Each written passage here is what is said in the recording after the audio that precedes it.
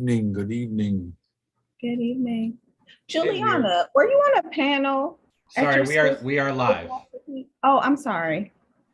I'll ask later. Thank you. The time is now 5:30 p.m. on May 18th, 2022, and this public meeting of the State Board of Education will come to order.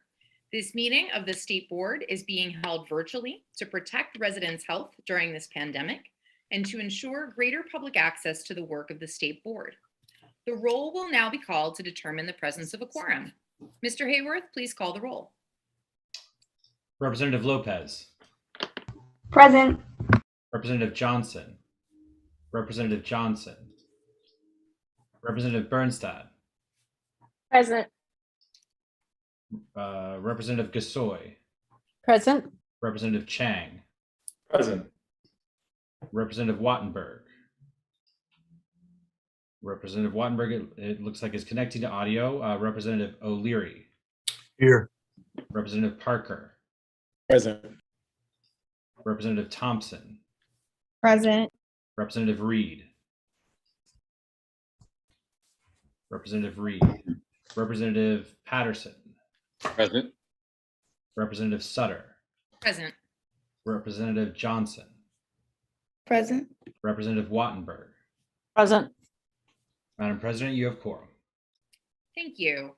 A quorum has been determined and the State Board will proceed now with the business portion of the meeting.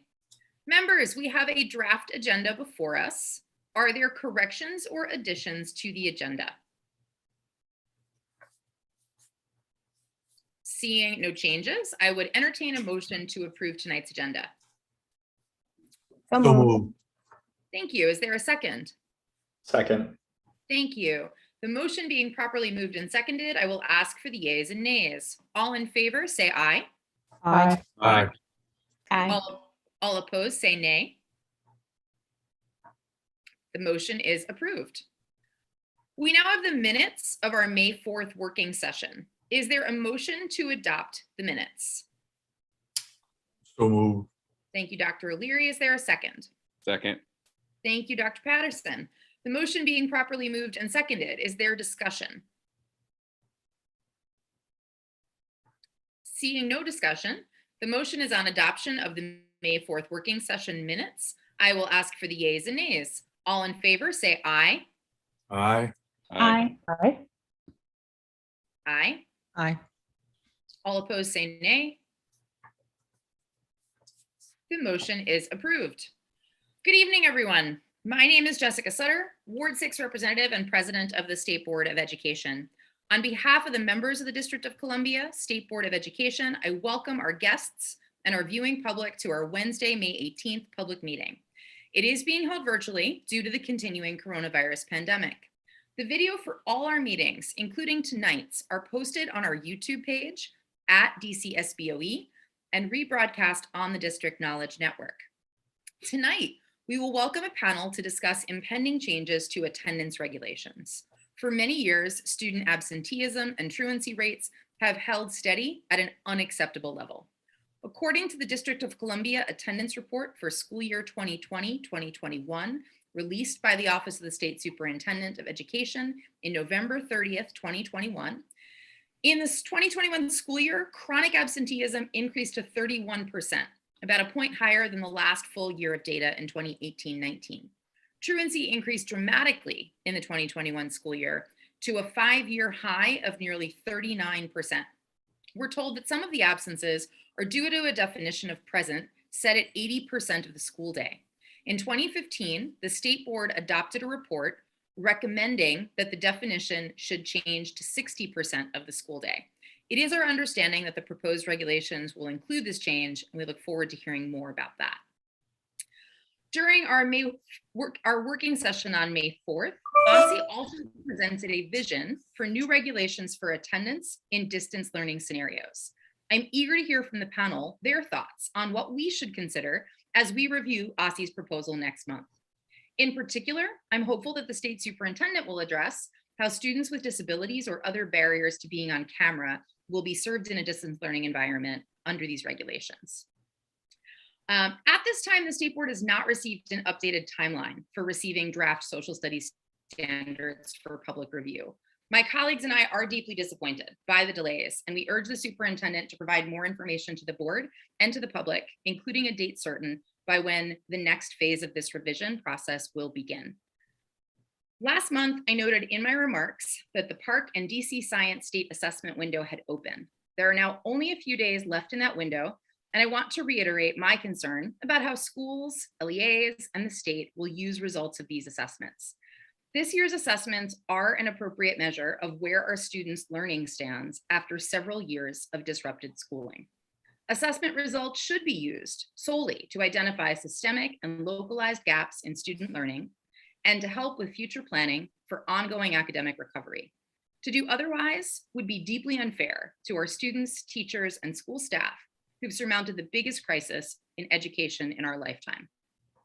All DC education and political leaders must be mindful of how these assessment results are interpreted and discussed once they are made public later this summer.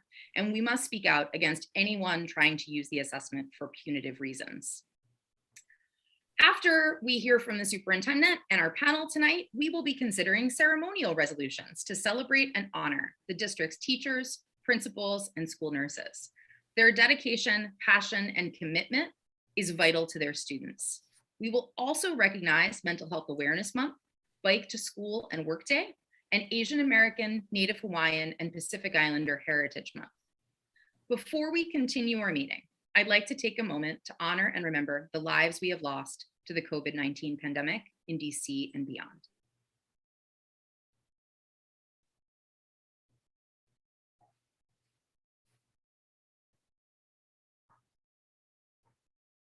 Thank you. All of these lives are precious and deserve to be honored. I'll now turn to the state superintendent, Dr.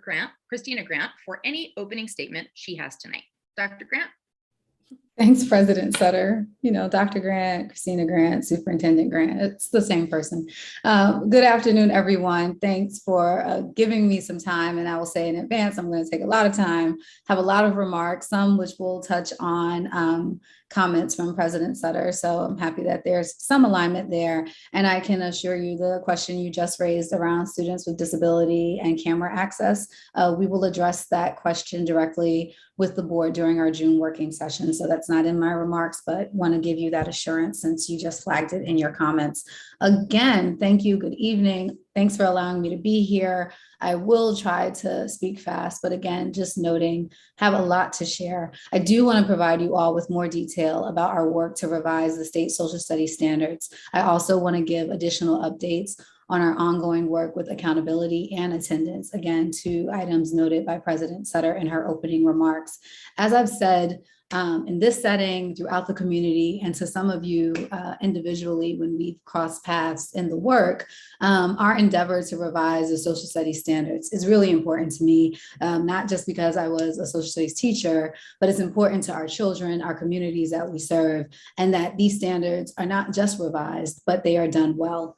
This has been my position since joining OSSE. It continues to be my position today.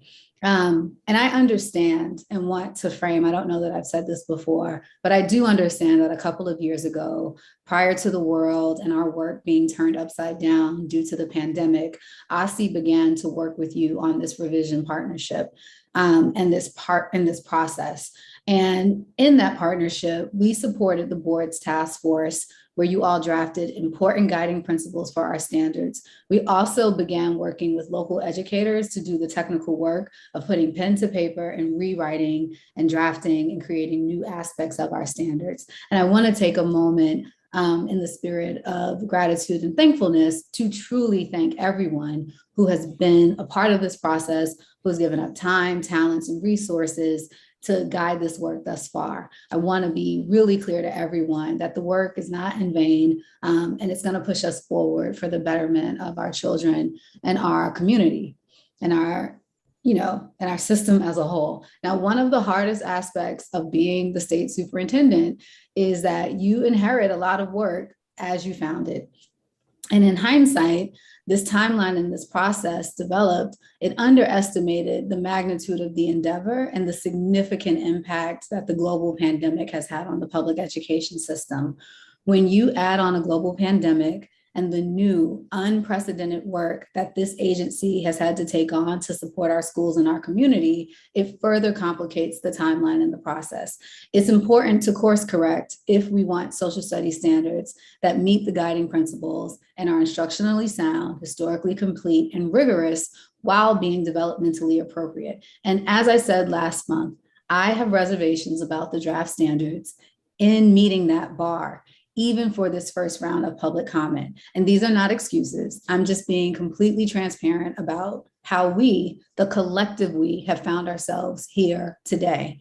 I want to take a moment to elaborate a bit more on what I mean. So our standards as a whole, they seek to be more holistic and concept driven. And the social studies standards are cross-disciplinary. There's history, there's geography, there's economics, there's civics, and all are important in gaining a strong understanding of social studies. Yet, we are trying to weave all of these cross-disciplinary topics together under one driving theme or a driving concept. And that is a big shift. It is a good shift. It is the right shift because it ensures that learning with our students, it's not occurring in isolation. But I want to underscore, it's a significant shift. And for our students to truly unpack our complicated history and form their own conclusions and perspectives, the skills across those disciplines must align vertically so that a student's content knowledge and their learning builds up from grade to grade. This is a key concern that I have about the current draft of the K-5 standards. And through all grade levels, standards should be complete, they should be clear and rigorous while still being developmentally appropriate. In the current draft, sometimes these expressions of learning are too broad. We're asking in the standards for students to do things that are more rigorous, and that is good. For example, a student may be asked to evaluate the significance or success of an event or a document, but there's a lot of content that would undergird a student's ability to do something like that at the level of rigor necessary to demonstrate mastery. And that content matters. There's foundational understandings regarding people, places, documents, and events that undergird the ability to be able to accomplish mastery of a standard. And we can't leave those types of pieces on the cutting floor. We want to do and give our teachers a ton of flexibility, but we still must make sure that foundational knowledge is present so that it can be equitably delivered across the district. And I understand that I'm providing a critique here, and I don't want to be one-sided in that critique. There are truly exciting things that our work has produced, including action civics in grade 8. I'm excited about the grade 8 curriculum or standards, and the content that is more reflective of our city and our country's diversity. I also believe that the standards are on the right track to better include marginalized voices and their experience. But I want to be clear, and I want to provide you with more clarity of my concerns that led me to press pause on public comment. I want to also be clear that no one is at fault, no one dropped a ball, and I'm not questioning anyone's skills or ability. I'm just wanting to do my job and make sure that the agency is doing their job and getting this right. And I believe that that's our collective responsibility. I understand also the urgency, the excitement, the need to get this work done right now, and the frustration because the timeline has not met your expectations. I also would like to give you some next steps. We are re-engaging with our technical writing committee and giving them more explicit instructions for revision. We will begin another round of revisions that will span multiple months. I understand that we want to have the approved standards by the end of this calendar year, and we remain committed to achieving that reality. But this will all be dependent upon our ability to revise the K-5 standards and ensure K-12 alignment. To support this aim, I will now be updating the board during our monthly public meetings on our progress to this goal so that we are collectively aware of the progress and the process. I'm also exploring other resources that OSSI may have available at its disposal to support the writers, to help push the process along faster and increase the likelihood of success. I am truly grateful for the contribution that our writers and our stakeholders have made thus far, and I hope they will continue on in this journey with us.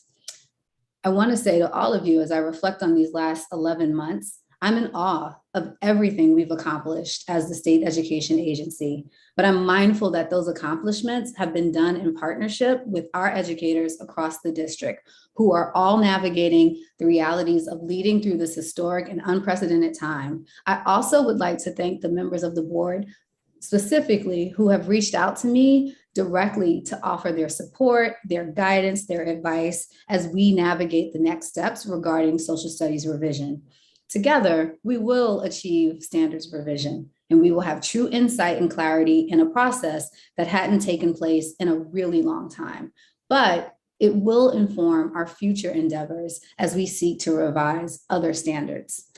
Next, I want to take a moment and shift our attention to our ongoing work on accountability. As you know, OSSI has continued to conduct public engagement on revisions to our statewide accountability system. This morning, I had the opportunity to lead an engagement session with our Principal Advisory Council, and I'm thankful for all their efforts put forth to ensuring meaningful engagement with a vast set of stakeholders as we engage in these revisions.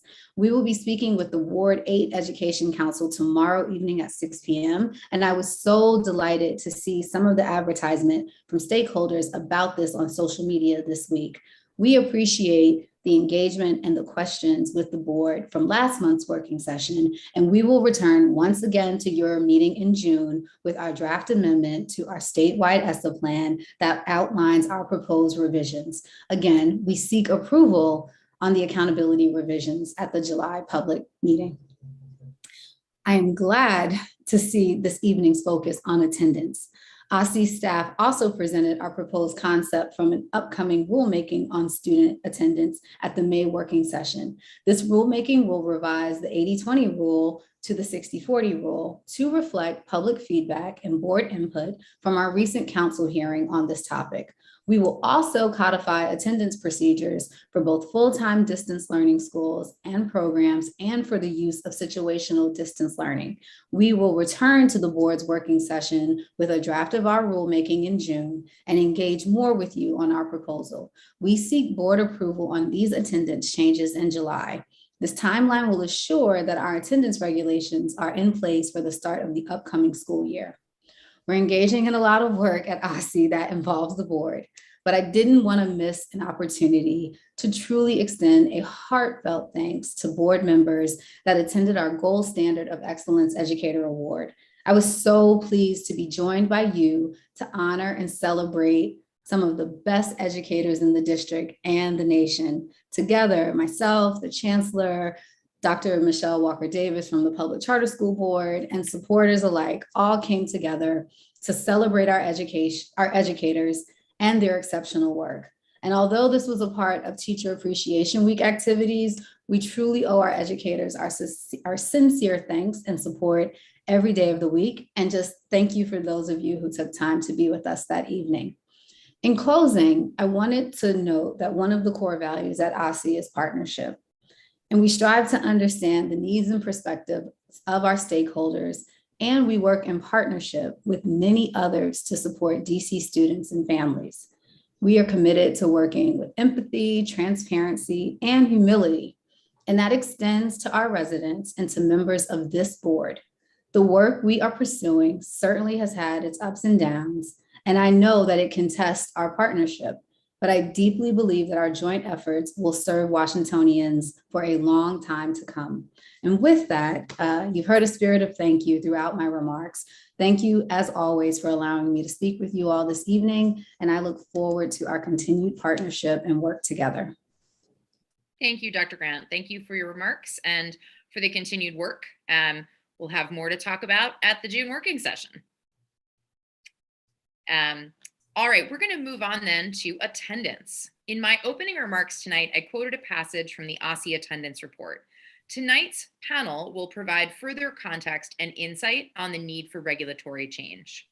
We're joined tonight by Catharine Bohrs, a Skirnik Fellow at the Advocates for Justice and Education, Laura Harding, Director of Strategic Initiatives at the Office of the Deputy Mayor for Education, Patricia Brantley, Chief Executive Officer at Friendship Public Charter School, and Cathy Reilly, Executive Director of S.H.A.P.P.E, the Senior High School Alliance of Parents, Principals, and Educators. Each panelist will have up to 5 minutes for their remarks and presentation. After your remarks and presentation, we will then do a round of questions from members of 4 minutes each. Mr. Hayworth will call the questions round. Ms. Brantley, can we begin with you? And I apologize, I think it's Dr. Brantley. Thank you. Thank you to President Sutter, and thank you members for inviting me to speak with you this evening about the state of student attendance and proposed changes to regulations related to Washington, D.C. public and public charter schools. I am Pat Brantley. I'm CEO of Friendship Public Charter School, where we educate nearly 5,000 D.C. students, with the majority in traditional in-person programs, but a growing number in full-time online programs. At Friendship, we recognize the vital importance of student attendance, both as it corresponds to academic achievement and as it relates to student well-being.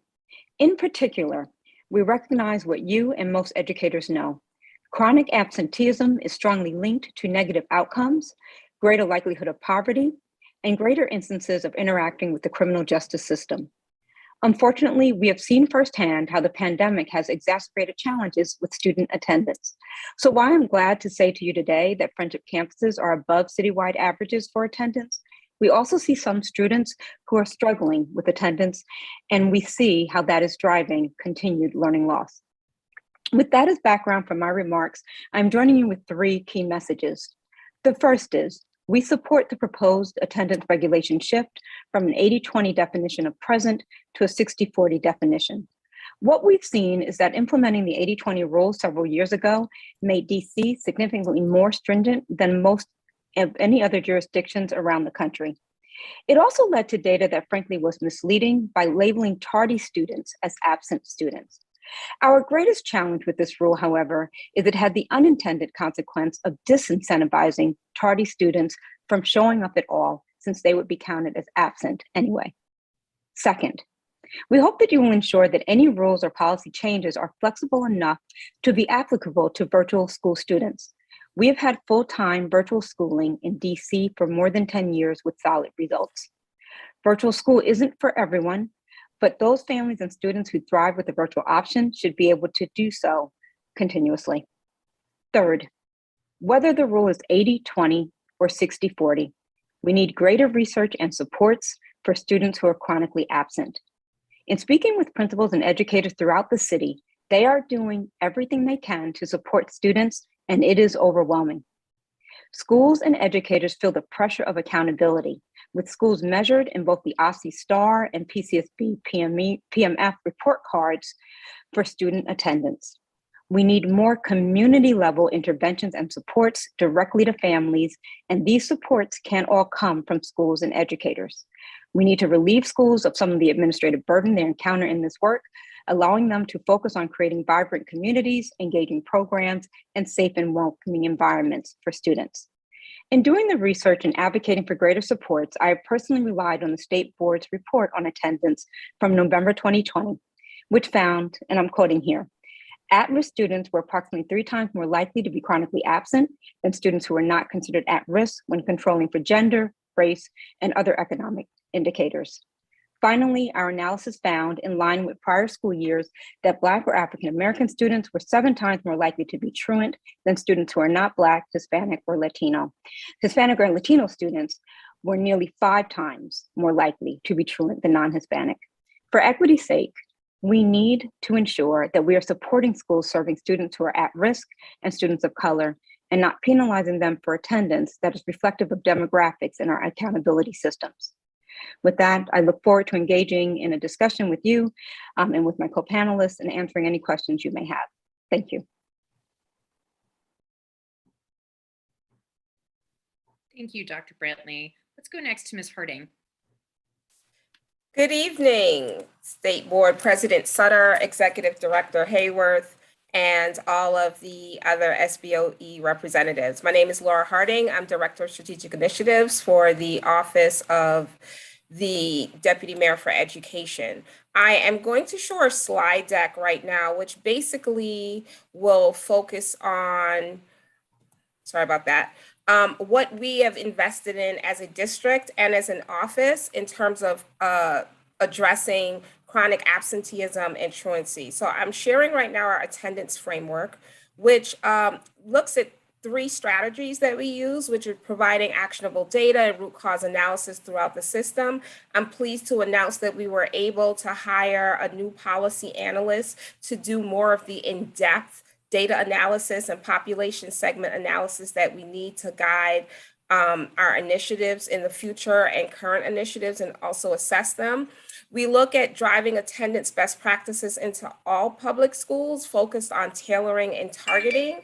And that is basically scattered across the district throughout various offices, from DHS and OVSJG, PASS and ACE, to SSTs, and the One's Leadership Academy. And finally, the reason we're here tonight is one of the things we look to do is remove system level barriers and really ask ourselves, are our policies, regulations, and codes creating opportunities? Are they creating barriers, or are they actually working with our services to address the issues that we continuously see across the district? Of course, the 2 proposed changes to our DC attendance regulations that we're looking at tonight, which we support, are obviously one way through the policy committee of the Everyday Counts Task Force that we are addressing the removal of system level barriers. So I just wanted to give you a picture of what we envision our supports looking like in terms of the investments that the mayor and the deputy mayor have made across the system, certainly for this fiscal year. Holistically, not specifically DME, we have invested over $50 million in various ways, whether it's DHHS, CFSA, DBH and OSSI, our Safe Passage programming, our work with DMPSJ and DYRS, or through our policy work with SBOE and the policy committee and EDC, as well as OSSI. We really are looking at our students and really their families as well as a way to tackle chronic absenteeism and truancy in the district. And finally, I just wanted to kind of lay out our guiding questions on our policy review, which we're focusing on tonight, in terms of the work through the EDC Policy Committee, of which Executive Director Hayworth is a member. And here we ask ourselves the questions: what is the impact on students' truancy, chronic absenteeism, with an eye towards equity or inequity, as noted by Dr. Brantley? Are the issues that we're seeking to change in the regulation operational in nature, or are they solely based on the regulation itself, or both? Are there changes that can be made to the actual systems? For example, scheduling, referrals to interventions, et cetera, instead of changes to the regulation? What do our stakeholders think about the regulation, and what are the implications for our work as a committee and task force? And it is these 5 guiding questions that help us as the policy committee really push for, and as the DME, to really work with OSSI and SBOE to push for a change to 80/20 and the other changes to the regulations that are here. So I will specifically speak to the change from 80/20 to 60/40, but it is our hope that in really asking these questions, we're able to tackle the issue of chronic absenteeism and truancy in the district, not solely, I'm sorry, I'm out of time, but not solely as an issue that can be fixed with initiatives, but really holistically in terms of also reviewing the ways that we may create barriers through our policies and regulations as well. So I'm excited about tonight's discussion. Thank you, Ms. Herding. Let's go next to Ms. Reilly.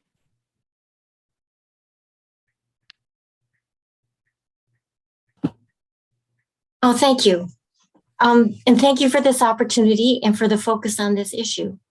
Compulsory education and attendance were put in place to support the health and safety, as well as the vital access to learning and an education for our young people. The emergency legislation you're considering from OSSI proposes a change in the current definition of attendance as being present 80% of the day to 60%. I didn't see the clarification on the truancy policy. And then the third issue is the virtual learning and attendance. I totally support the change from 80-20 to 60-40, and I hope it will initiate a deeper look at the whole policy. You as a board, as far back as 2015, have signaled that this was a change you wanted to see brought before you for consideration. This will help shift the focus from punishing absence to supporting attendance. We continue to learn how challenging it is to ensure health and safety and how much lies outside the control of schools. The attendance policy has to be informed by this. It should also inform the list of what constitutes an excused absence. We know now how important it is for young people who are sick to stay home. The Kids Fried Free program, the meals, they've all addressed significant roadblocks. There are continued increases in funding for social workers and psychologists, and schools being a place with more resources and everything that Ms. Harding just referred to, especially the safe passage. They've all helped. I've attached 4 testimonies, from the hearing, which I think you all probably listened to, that really also support this. The 80-20 policy sent the message, as been referred to, that you may as well not come if you miss first period. And that's something we just actually have to stop. And the attendance calculated this way has a weight in the STAR system. So your first obligation is to do no harm. And I would also add to strive for fairness. At the time of this change to the 80-20 definition, which I remember, zero tolerance and the need for stiff penalties to motivate compliance, that was kind of the ascendant theory. Well, we testified then against it, and we're still, we're here again, hoping that this will finally get changed. I'd recommend more input on the proposal for situational distance learning for individuals, schools, and LEAs. I'm not sure if 5 bank days is sufficient, given what we've learned this past year, and I hope that there'll be a chance for other people to testify on that, as well as what you mentioned about being on camera. Going forward, working with all the people concerned about this, I hope you'll collect and solicit and do further research on why students are absent. And when I was at Roosevelt one year doing a grant, and we investigated why students were tardy, and we came up with 50 different reasons.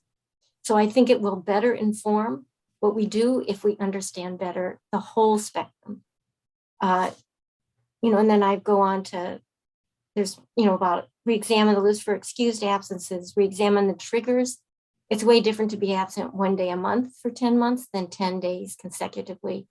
And the trigger of 10 days sets off, as Ms. Brantley mentioned, a huge administrative issue. And we just want to make that fair and doable. The last thing I want to mention is when I was looking at the law, what's in place is that a parent or guardian can be fined not less than $100 and not more than 5 days in jail if their child doesn't attend school. Now, I don't know if that's enforced or what the status of that is, but that seems highly punitive and not particularly helpful for us, because I especially as we just went through COVID and watched the triggers happen. So I hope that's also something, if you can't look at it now in this emergency, which should get done by next fall, that'll be re-examined with the council. Thank you. Thank you, Ms. Reilly. And we'll end our panel with Ms. Bohrs. Good evening. Thank you to the SBOE for hosting this important conversation. I also believe that the proposed change from the current 80-20 rule to a 60-40 rule will be a positive step in improving DC's attendance laws, but hope that this panel today is just the start of a longer conversation. Under DC law, currently, students who accrue school absences receive various consequences, including a referral to CFSA for educational neglect, a referral to the OAG, unenrollment, or a class grade of failure due to absence. Low attendance can indicate any number of things for an individual student. 2 anecdotes in my written testimony point to 2 common ones, which is school safety and student disabilities. Our definition of present and the consequences we tie to it are too far downstream to be tools for actually improving attendance, but it does still warrant our attention. And that is because experience has shown that the consequences we currently tie to that definition can in fact decrease attendance by disincentivizing students and impeding community building. So to the extent that changing the definition of present to 60% will reduce the number of students who trigger those consequences, it is a positive step. The consequences are blunt instruments which do not account for the array of individual barriers which could be more holistically addressed. And because of the confusion in the code and the regulations, which I touch on in my written testimony, our experience has been that these consequences are often triggered based on these partial day absences, whether or not they are intended to be. So the proposed regulatory definition would be strengthened by therefore explicitly superseding alternative definitions elsewhere in the regulations, and to clarify for schools what the various definitions of present and absent should and should not be used for. CFSA referrals, to begin, are a highly intrusive and often traumatic experience. And troublingly, last year, CFSA accepted just 6% of educational neglect referrals, indicating that we are resulting to this consequence too quickly and sweeping up students who may in fact require school-based supports instead, especially if they're referring students based on partial day absences. Not only does this force families into this intrusive process, but it clogs up the system from efficiently identifying students who are suffering from educational neglect. If this same sweeping approach is being taken for older students with OAG referrals, the result is equally troubling. These students risk being subjected to the oversight of a probation officer and potentially the Department of Youth Rehabilitation Services. This punitive approach to school disengagement is counterproductive. It does not address the root cause of the disengagement, and it risks ostracizing students. Failure due to absence, as others on the panel have said, is another consequence that further disengages students. Once they receive that grade for a class, there's really no incentive for them to show up for the rest of the school year. This is on top of the fact that a student who misses significant class time will surely already be suffering consequences academically. Unenrollment has a punitive impact because of the significant and abrupt disruption. Finding a new school is time-consuming, resulting in further interruption. And a student who is experiencing attendance problems, it's not clear how merely changing their school of enrollment would improve that. One bright spot is the student support teams that others have mentioned for those students who accumulate 5 unexcused absences. They have the potential to meaningfully improve a student's attendance and engagement. They are non-punitive, with the stated purpose of examining the root cause of low attendance and bringing together adults familiar with the student to strategize supports. However, due to capacity issues, this intervention does not happen consistently. As my written testimony shows, providing meaningful full team support and oversight to the amount of students who require it is implausible as the program currently exists. The benefit of reducing the number of students who are required to be provided with an SST is to reduce the existing strain on that programming and ensure that teams are able to channel their very limited capacity to the students who need it most. But while this may create short-term relief, it's ideally just a stepping stone to a more permanent solution that would make this intervention available and impactful for any student. I also highlight in my written testimony the benefits this would have for data tracking purposes, as others have mentioned. But I see that my time is up, so I will stop there and just thank you again for allowing me to participate in this very important conversation. Thank you, Ms. Bohrs, and thank you to all our panelists. Mr. Hayworth will call the rounds of questions. Members, each of you are eligible for 4 minutes in the first round. Please use the raise your hand feature, and I will call you in the order of that you have raised your hand. Our first questions will come from Representative Gasoi. I'm never first. All right. Thank you all for being here and for the really important background that you've provided for us and clarifications. I'm going to direct my first questions to Dr. Brantley. You talked about that we need to make sure that the policies are flexible enough for virtual learning. I wanted to hear more about what that might look like. Certainly. So over the years that full-time virtual options have been operating in the city, students have both synchronous and asynchronous time that they spend on. And so our students in Friendships online virtual academies will do 25 to 30 hours of schoolwork a week. So their attendance is taken, and then we audit it every week to make sure that they are actually turning in assignments, engaging with educators, and et cetera. But it is not necessarily a period by period attendance. It is that they complete that time and it is audited. And so as I've seen revisions to policy, I think that is still acceptable, but I want to make sure we are considering that. And since you asked me about online, just to take one moment, we do have students that we've seen have not fully come back from the pandemic. Chronic absenteeism is up, and et cetera. And while I know we need to encourage students who have chosen to be in a brick and mortar school to be in school every day, I also believe that we have a responsibility to see them educated where they are. And we know that there are ways to do that through online and virtual. And so I think that this work that you all are doing, that OSCE is doing, that others are doing, is the first step. But I think we need to follow it all the way through to how do we get education to students who may not come through our doors every day. And thank you for the That's question. helpful. Yeah. And then also to you, you were saying that we need greater research and supports for students who continue to be chronically absent. And I'm just wondering, are there specific areas that you think would be most helpful? I know that somebody else spoke to that, but I don't know if, yeah. I appreciate actually what we heard from Ms. Harding, and we have seen a much greater investment, particularly in mental health services and what DBH is doing and in the community.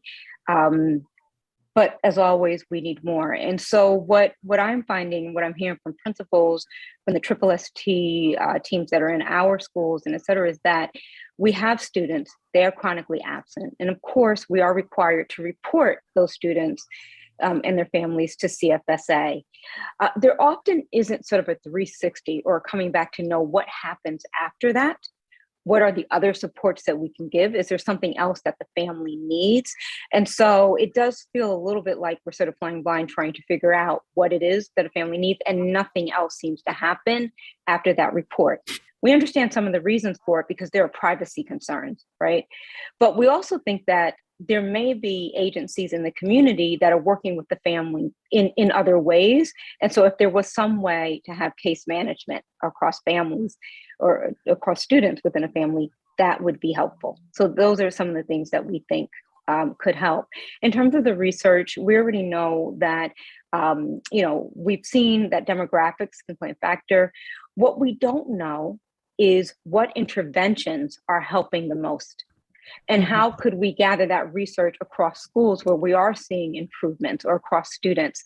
What we don't know is that when a student moves either from LEA to LEA or campus to campus, the information that would follow with them that could help their new school to put supports in place, that often doesn't follow. Great, thank you. And that was perfect timing. Representative Patterson. Thank you, everyone. And I really appreciate each panelist for their expert just comments on this very vital area. And it seems to be unanimous on moving to 60/40. I'm going to actually say that my co-chair actually took my question about what type of support she would need. But Dr. Brantley, I'm going to ask you if you could elaborate a little bit more on what you think we should be putting in place, especially coming out of COVID and some of the lessons you've learned coming out of COVID. Because it's definitely different than what we went into it with. And you saw a little different trends. If you could see it, tell us about some of the trends and actually what we need to do to support those families coming out of the pandemic. Sure. So to talk about trends, as we looked across schools prior to the pandemic, attendance rates were probably in the 90% plus. During 2021, fell lower to 86, 87 average. We're back up, at least at Friendship schools, to about 88. So it's still off. But the number of students who are deemed truant or chronically absent, as President Sutter mentioned at the beginning of this, that has really spiraled up significantly. And you need different supports when you are out of school for 20 or 30 days versus someone who might be just periodically not attending. And so what I would say is that we are seeing trends that the students who were already teetering on the edge of being chronically absent are now much more absent. They need a deeper level of support, they need case management, and they need follow-up with their school, but they also need follow-up in their home. So I think we're seeing that as a trend. We're seeing students who, fortunately or unfortunately during the pandemic may have had sibling responsibilities or had to work. They want to participate in school, but we've got to figure out a way to make it flexible for them. Third, what we're seeing that's somewhat new is transportation. Transportation has been more of a challenge recently that we haven't seen in the past, particularly as relates to Metro. And I will stop there. Thank you so much. I give back my time, the remainder of my time. Thank you. Representative Reid. Good evening, everyone. First, I want to thank Dr. Brantley. During the height of our transition back to school in 2021, I frequently speak of 8 parents that had a hard time navigating the return to in-person and were truly looking for an option. And one of those families, even though it was a very chaotic time, found a spot at Friendship. And I think probably one of the last spots you all had for the Digital Academy. So I don't know if I've said thank you, but thank you for one, having that vision and being supportive of the families when it was truly a chaotic time. Thank you also, Ms. Reilly, for breaking down the whole notion of this issue as, it's 3 different things: the ratio, the issue on truancy, as well as the how do we make adjustments for virtual academies. And I think we need to kind of think about everything in almost 3 different buckets possibly, or just be reminded the different buckets of how this issue kind of falls. I have a question for Ms. Harding. Does the Deputy Mayor's office support the 60/40? I know there are a lot of questions that were still being considered. Absolutely. Okay. That's yeah, absolutely. I mean, I chair the policy committee and we reviewed the data. We had vigorous discussions about it. It is inequitable in terms of the student population that it impacts. It does little to address truancy.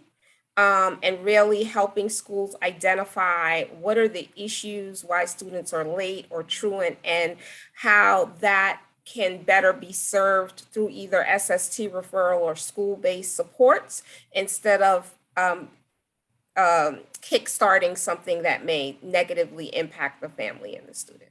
Okay, so the questions that were posed are more related to the truancy, more deep issue related to those 5 questions on that one slide, the things that we need to keep about. Well, what I was saying is those 5 questions guided our discussion around specifically the move from 80/20.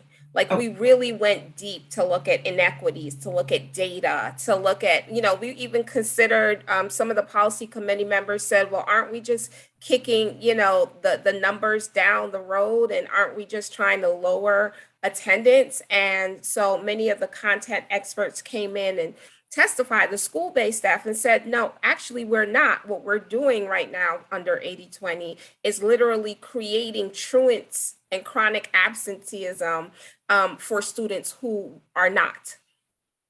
And so we took all of that into consideration as the deputy mayor made his decision and supported OSSE's and SBOE's move. Thank you. Thank you very much. Representative O'Leary.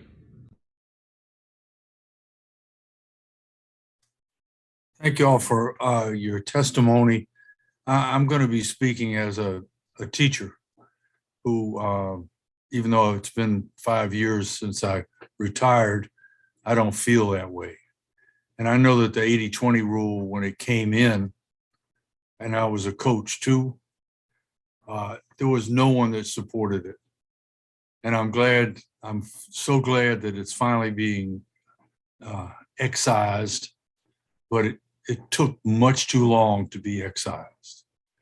But that's history, so I'm not worrying about the history. I'm just worrying about the future. Couple of things.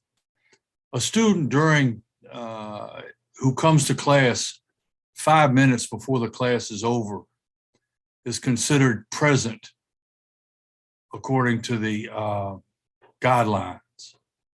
When the students were virtual and they didn't have to show their face, but they were live on the computer, they were considered present. I just want to throw that out because I know from talking to teachers that they're very frustrated with the fact that now that they're in class, students will get to class right before the class is over and they're not considered absent even though they haven't learned anything that day. When I was restorative justice and restorative circles was a thing that came into the school system around 2015. And at Cardozo, my last year in 2017, we were very, very committed to making sure that I was teaching seniors, that all the seniors were tracked by a whole committee of people that kept them from being absent and from being tardy because we were bugging them all the time and bugging their parents and involving their parents and meeting with their parents and everything like that. And the attendance that year was better than it had ever been. But it takes a commitment from the schools to follow the guidelines. And, because 80, I'm all for 60-40, but 80-20, 60-40 is not going to solve the problem of absenteeism. It's got to take a commitment from the teachers and the staff and the system itself to make sure that students come to school. Good teachers do not allow students to be absent because there are consequences. And the consequences are needed so that students understand the importance of their coming to school. And my question for Ms. Harding, are students, parents, principals, and teachers given a chance to give input about the attendance policies before they're made? Hi, Representative O'Leary. Thanks for that question. Absolutely. I mean, I've been in the DME for almost 3 years, and this question and this discussion has been a part of our focus groups with students, families, and schools. I actually have a meeting scheduled with Dr. Brantley soon to discuss chronic absenteeism and SSTs and the like, and have been meeting with various schools and reviewing the data. So this was not something that the DME on high decided it was now time to change, or OSSI, I think on high decided it was now time to change. We met with various stakeholders. The policy committee worked really hard, and there were varying discussions and opinions about what should happen. So this was not taken lightly. I do want to point out that the move from 80-20 to 60-40 actually does allow schools to identify true chronic absenteeism and what is chronic absenteeism and truancy, instead of classifying everyone that may actually be truant or late as being chronically absent. So it allows them to provide more targeted interventions.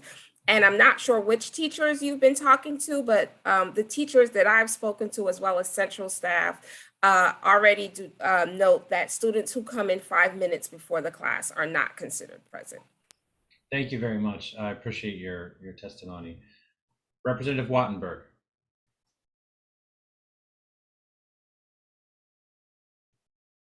Representative Wattenberg, you're on mute. Thanks to everybody. Thanks for the presentations. I have two questions. We'll see if we get to the second one, but my first one is partly for me and partly for people watching. I just want to clarify the effect of the 60-40 or the 80-20 as opposed to attendance in a class. So as I understand it, whether a student is present for a class or not present for a class is on, and I guess I want to push this to the DME, I guess is the right place to ask this question, is that 60-40, 80-20, that doesn't affect your attendance in a class. So if I show up to a class or I don't show up to a class, unrelated to whether I am classified as present or not present for the school, that's right, correct? No. So it is my understanding that the reason why 80/20 is so problematic is because if you miss one class, this is specifically on the high school level, right? Because this is where you see the impact more so than on the lower levels. But specifically for high school, based on the way classes are scheduled, if you miss one class under 80/20, you can absolutely be marked absent. No, that part, if I'm not in the class, I'm marked absent for the class. And if I'm not for the class and possibly for the day, I know that you're talking about in-seat attendance, but I also want to clarify that is why the change to 60/40 is a little bit. That's why 80/20 is so problematic, because if you're talking about cutting, which I think what I hear you asking is, does it matter if the class is at the beginning or the ending? No. Let me give you an example. Let's say it's 80/20 and I'm absent. I wasn't there for 80% of the day. I will still be counted as present for the classes that I attend for the purpose of that class, as I understand it. I see what you're saying. Right. So if you show up for the rest of the day, am I counted? If I missed my first period, but I show up for the rest of the day, am I counted present in that class? Right. Yes. However, you're still counted absent for the day. I understand that. So that's what I want to clarify, so that I can be in a class and I can be present in the class, but I can still be absent for the day. Correct. From the point, all right. So what I want to get at is sort of the way, sort of the incentives work. So from the point of view of the class, my grade might go up and down based on showing up and not showing up, according to the rules of the school or the teacher. That's sort of one set of things. So the incentives on showing up for 80 that we're shifting, right? The reason it's problematic, the incentives around 80/20 are, first of all, if you're not there, the family and the child can get hurt because CFSA might get called in. So they're at the end of that. At the school level, it affects your star rating. So one question I have is, when we move to the different, does anyone know, you're at the DME's office, will we be able to move away from that attendance being part of the meaningful difference rating? Has there been any discussion of that? And I see my time is out. Maybe Jacques will let me have his extra minute just to finish this question.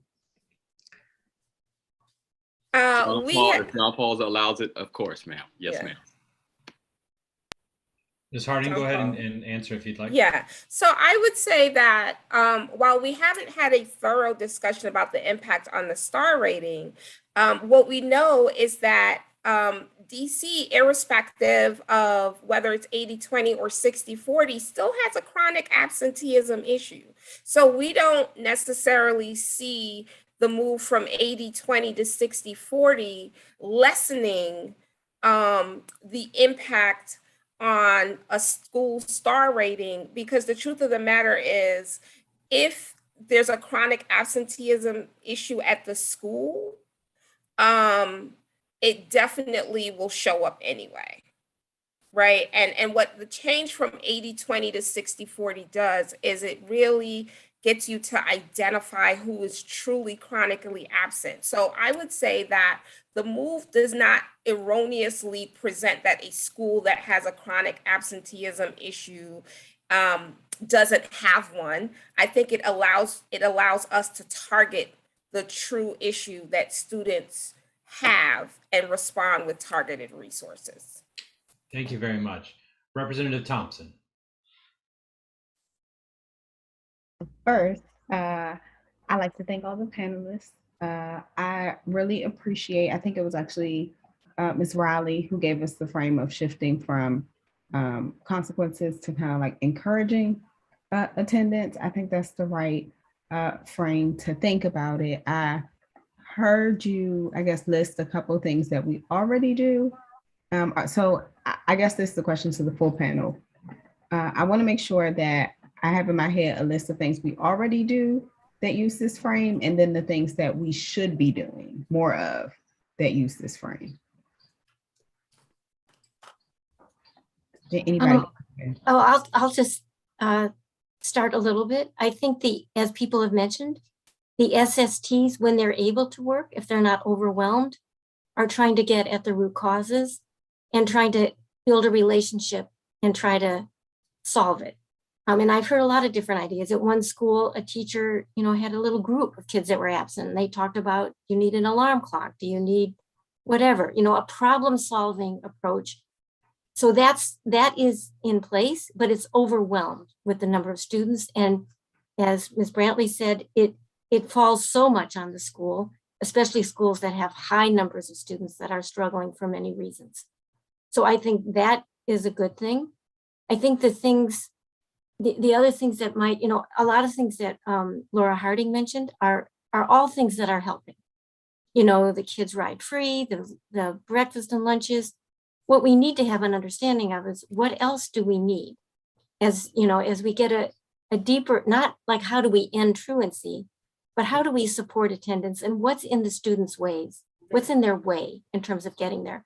Because I don't think every teacher can demand that every student be there. I think one thing we learned, and I've often thought this, you want children that are sick to stay home. You want them to get well. You don't want them to get other kids sick. So we have to kind of separate out what's appropriate. And, when you look at the virtual learning, that might be a window into how we can have some students that need to stay home for whatever reason, get something. But anyway, I don't want to use up all your time and let everybody else get a chance. Thank you, Representative Rose. I think the one thing, and I'll piggyback on what Cathy said, was really identifying a root cause and population segment analysis. We know the populations that are having high chronic absenteeism and truancy rates. We still don't know the why. We immediately move to initiatives and giving a lot of services, but they're not always really addressing the root issue. And that is something that DME is actually, attend the EDC task force meeting next week. I definitely agree that it's something that needs to be kind of specifically looked into. One area that I think warrants really deep analysis is transportation. DC is unique for the percentage of students that do not attend their in-boundary school. It's also unique for the fact that it does not provide transportation to the general student population. And we have from, I believe it was Danielle Robinette's testimony, which is linked to Ms. Reilly's testimony, 42% of DC students said that they feel safe going to school every day. Which, if you do the math, that's the majority that do not. And so I think transportation, particularly for DC, is one that I would really encourage. And then on the SST front, I think something that I believe Ms. Harding said was, it's almost like we need, it was Dr. Brantley, like a case manager role for these students to talk with other entities and agencies. And I think that comes down to funding and staffing to really support that SST initiative. Thank you very much. Representative Birnstad. Good evening. Thank you all so much for your time. I just had a brief question. So I think everybody on the panel is in agreement that 80-20 rule disincentivizes student engagement and students showing up if they know that they're already going to miss 20% of the school day. My question is kind of, and this might be specifically for Dr. Brantley, but it's also for everybody, I'm trying to figure out how to phrase this. Understanding that 80-20 rule creates, it disincentivizes students from showing up after a certain point in the school day. What efforts would be helpful in informing students once or if the 80-20 rule is changed to the 60-40 rule? so that students know that this is different now. Otherwise, it won't incentivize students to come to school if they've already been tardy, if that question makes sense. Thank you, Representative Birnstad. That question does make sense. And I think communicating with students is, always has to be a part of what we do, because students are making decisions about when they come and when they don't. First of all, students are getting attendance reported for every class that they're in. But it was sending a message to students saying, if you're not here, in our school, it was about by 9:10, then you are absent for the entire rest of the day. And so I think it would help our educators to say, listen, you need to come in. We think about it more for high school, but in our elementary schools, families will say, well, I was going to be late, so I didn't bring the kid. And what we say to them is, oh yeah, but we've got reading circle at 10 o'clock, so please come. And we have found that the parents know what kids are going to do. The kids know that they're going to have their reading circle, they want to come in. And so we would, as soon as this rule is changed, at least at the schools that I'm involved with, make sure that every student knows, we want you to be here every day. Here's what you are going to miss. And also, it's not going to count against you if you are tardy. Please don't be tardy, but it will not count against you for an entire day.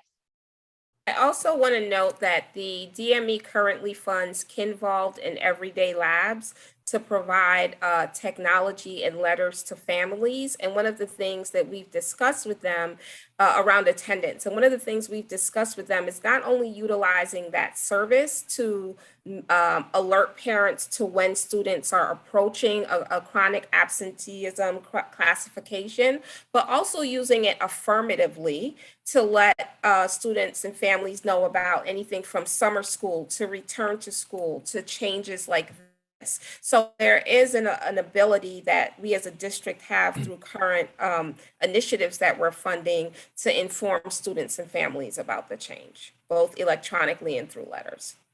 And it's free for charter LEAs who are interested, as well as DCPS. And as it pertains to transportation, I just wanted to note that in addition to Kids Ride Free and the implementation of safe passage across 6 of our wards, we also have in Ward 7 and 8 our DC School Connect program, which we are looking at really revamping to also provide more services to families who may want to take it, but because siblings have to drop students off, may not always take advantage of it. So as a district, we're really listening and hearing and taking into account what families and students are saying that are impacting their ability to show up in a timely fashion and also at all. Okay, thank you. I'll yield my 10 seconds. Thank you very much. Representative Sutter. Thank you. So I want to start out, Ms. Brantley very kindly corrected me that I inadvertently awarded her a doctorate. It's on the mind, having had the chance to be part of Dr. Patterson's dissertation committee. Apparently I'm just handing them out left and right. So thank you, Ms. Brantley, for your correction. I have a question from the public I'm going to start with, and then I have a question for the panel from myself. So the question from the public, which is in our YouTube chat, is how or why has chronic absenteeism escalated, but graduation rates have increased, including at some schools where chronic absenteeism is high? How do we, the public, understand how this can be occurring? So anyone who wants to shed some light on that, the public would like to know.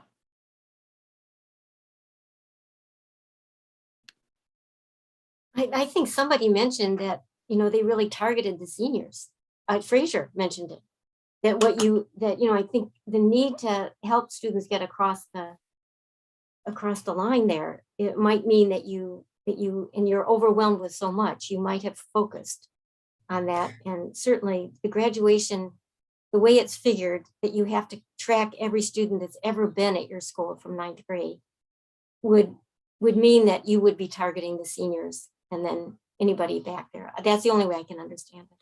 And I would say also summer school. I'm sorry, President Sutter. You wanted no, to good. say? That's okay. I just wanted to clarify. So, Ms. Reilly, you mean targeting like for supports to make sure that those seniors are in seat that senior year? Yeah, I think Got it. so. Okay. Thank you. Ms. Harding? I would also suggest that the use of tutoring and summer school can also be ways that students and families can utilize to ensure, and schools can utilize to offer supports for students and families, even though there's a high chronic absenteeism rate. And I do want to flag that this year has, no one is okay. And we have to admit, we're not okay. Our families aren't okay. All of us work through a pandemic. I'm sure we're not okay either. And we all are expecting our students and families to show up ready to go. And what we're seeing in our numbers and our need for services is that they need a lot of supports because they're not. First, if I could add, the graduation rate we'll see this year, those students were 10th graders when they went out in a pandemic. They had relationships and connections to their schools. And by and large, some of them did have to go to summer school or do some makeup credits. I don't think that we're seeing the impact on this year's graduation rates, although some will. But next year and the year after are those students who started high school in a pandemic without those relationships and connections. And unless we really start to intervene now, they will be far off. And our graduation rates in the city, which had started to climb, could take an impact. Thank you all for that. So I just want to sort of repeat out a couple of things I think I've heard to the panel and then ask a clarifying question. So as I understand it, 60-40 is a necessary change, but it is not sufficient to address the problems we are seeing with chronic absenteeism in the city. So as far as the regulatory change, we should make it, and you would support the board voting yes for it, but it can't be the place we stop. I'm seeing nodding heads all around. Okay. Absolutely. I mean, I will say, again, John Paul Hayworth, the executive director, is on our policy committee, and we have actually targeted the SST reg as well as something we want to study to be able to identify gaps in services and where we are hearing from students, families, and schools and LEAs that they need more support. And so there has to be a clarity around why kids are not coming to school and not solely reporting out who the kids are. From an equity perspective, there has to be a deeper understanding. I mean, we expanded school-based mental health, and yet there was a shortage in being able to hire competent staff. So we are seeing the impact that even though the city has responded to the needs and has attempted to do that in a systematic way, we're also seeing the impact of the pandemic in ways we never expected. Like, it's not just we give money, but literally we need to hire competent people and there's a shortage of them. Yep. I'll save my question for the second round. Mr. Hayworth, would you call for second round questions from members, please? Members, we will use the same feature again, and Representative Wattenberg. Thanks. This really flows directly from what President Sutter raised. If you think about therefore what do we need to do? I mean, I hear there's the SSTs is one whole set of interventions, so to speak, set of supports that would flow from that. And then second is the transportation.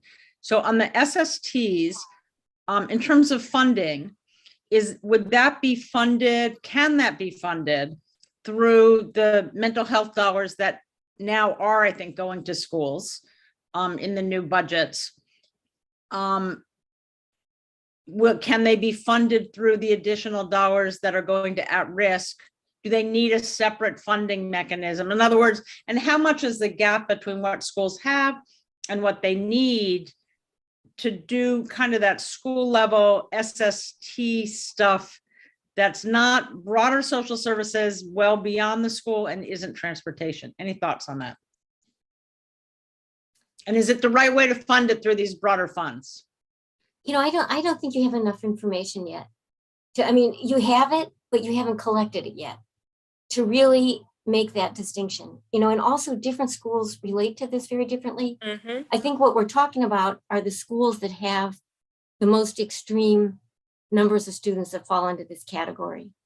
So I just think that it's going to require, you know, you all to do that deeper dive to figure that out. I think the case management, you know, if you could have some of the social workers that have come to some of our meetings, they've been very insightful about what's needed and what's on their plates. So I'm not sure exactly. And the other thing that you have attended to is teacher stability. The turnover of staff is one of the hardest things that's making this job even harder. So that's just, I'm gonna let you have other people answer, but that's. But that's really an important point, because school culture presumably has an enormous amount to do with this. It And school does, it culture does. is so affected by teacher turnover. So very good point. Anybody else on that? I think Kathy said it all. I do also want to note that there's actually rules in terms of who is on the SST, the amount of time you have to refer to an SST. And sometimes you can make that referral and the student could still continue to be absent, which kicks in the CFSA referral. So I think that we still need to gather more information to really understand where they're doing it well. And is that something in terms of best practice that can be spread, and where the issues are outside of solely lack of staff or lack of resources? There are, as Ms. Harding just said, these regulations that kind of outline specifically the timeline for all these things.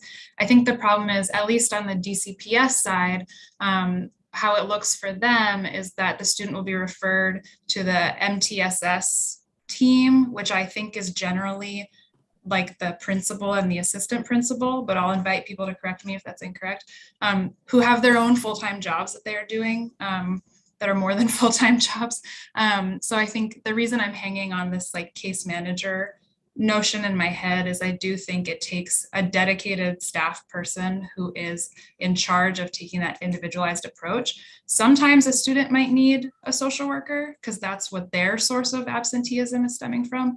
Sometimes it might be that they need to be referred for special education evaluations, which would be something totally separate. Sometimes it might mean that their family needs to be connected to some other kind of like external community supports. So in terms of your question about mental health funding and how that could fit in, I think I don't know that that would be specific enough to provide the kind of one-on-one support that these students would need. Thank Thank you very much. Representative Birnstad. Thank you. Oh, hold on a second. Oh my gosh, sorry, my computer is opening everything up all at once. Sorry. So Ms. Bohrs, I hope I'm pronouncing your name correctly. I have a question. Well, I was gonna ask the same question Representative Wattenberg asked, but I have another one. I know you mentioned in your written testimony about how like changes to attendance can better help us collect data. Could you just touch a little bit more on that? I think it would just be helpful to hear it Yes, what I was referring to there is just, I think for anything, the more specific, the more narrowly you define something, the more descriptive your data will be. In the case of attendance, what I meant was, as of now, as a number of people have spoken on, we're catching a lot of chronically tardy students in our data of who's absent. And it's a very different reason why a student would be chronically tardy versus chronically absent. And it's hard to know how to kind of channel your supports on a student-to-student level, but also on like a school-to-school level. If we're looking for schools that are having patterns, that can help you identify what schools need what supports. I know also there are, anecdotally, we have a lot of students that we work with who they're going to school every day and they're physically present in the building, but they're walking the halls and they're not in class. And that requires a whole other set of considerations and supports. And I don't think that we're really capturing that right now. So any time that we have an opportunity to narrow in on our data collection, I think is positive, and that it allows us to more accurately diagnose the problem that we're looking at. Okay, thank you. I'll yield my time because Representative Wattenberg took my question. Thank you. Representative Gasoi. Thank you. I wanted to dig in a little more around the question of research. It seems like it's really vital at this juncture. So I'm trying to think of how we should be thinking about it and advocating for it. And so I'm hearing that we need more bodies to, or not, sorry, not more bodies, more qualified folks to be on the SST teams. and that we need caseworkers. Are they, first, let me clarify, Ms. Bohrs, are the caseworkers part of the teams, or is that a separate thing? Oh, so this is not something that I'm aware of that exists right now. This is, Wait, I mean, in terms of the how vision. you're thinking about it, would it be separate, like a separate position? Or are you thinking of it as an addition to those teams? Oh, I'm imagining it as a separate position who is in charge of running and coordinating those teams. That makes a lot of sense. And the reason I'm asking in that context of research, I'm just thinking of how we would do the research and get the most accurate data. And it seems like it would be really important to have those folks who are on the ground and able to, know the kids, know the families who are, finding or at least connecting with the researchers. Am I on the right track there, do you think? Or are there other ways? I'm also curious, Ms. Reilly, you talked about a report that was done before where 50 different reasons were found. I'm wondering, if you can talk a little bit about how that report was done, that research. Yeah. I mean, I guess the first concern is we want to get this research without overtaxing the people that are already trying to deliver the service. And I think there's simple ways that you can do that. Even a check, like I remember seeing something from Oregon about why kids dropped out, and they had a list of 50 reasons, and then they checked it when a student dropped out, and you started to get some simple data that way without a whole report. So and when we did it at Roosevelt, we're working with a community psychologist from Georgetown, and we targeted what we were trying to do, and talking with the students about why they were tardy. And so it was a sample in a way, but it gave us a window into what else we needed to know. So I think there are a lot of partners throughout the city, in Laura Harding's group, where you could begin with a pilot of where you got a better understanding of the scope of what you're looking at. And then you could have some things that really you held yourself to, that you're not going to, the social workers already have so much paperwork to fill out. You want to really think of how we can concisely do this, and how we're, like Laura Harding posed the questions, exactly what question, and to Ms. Bohrs' thing, the narrower the question, all this is going to take some work on your part to figure that out about the research. And I think you have partners that can help you do that. I think the research is already there, Kathy. We are actually the program committee of EDC, chaired by Sakina Thompson, and the policy committee have tackled this, have taken this on as something that we are looking to do this year. So we're actually meeting with larger charter LEAs as well as DCPS, because there is already some collection by schools electronically around what they are finding, what families are identifying as reasons for absences. So this is us taking a deeper dive and really getting to the root of the matter. And I think it will not only help us assess where the gaps are for schools who are having issues, but also what are the supports necessary? Is it a washing machine in a school? Is it I have to drop my sibling off? So is it looking at flexibility with schedules to accommodate young students who have to drop siblings off and get their siblings to school late and them to school late?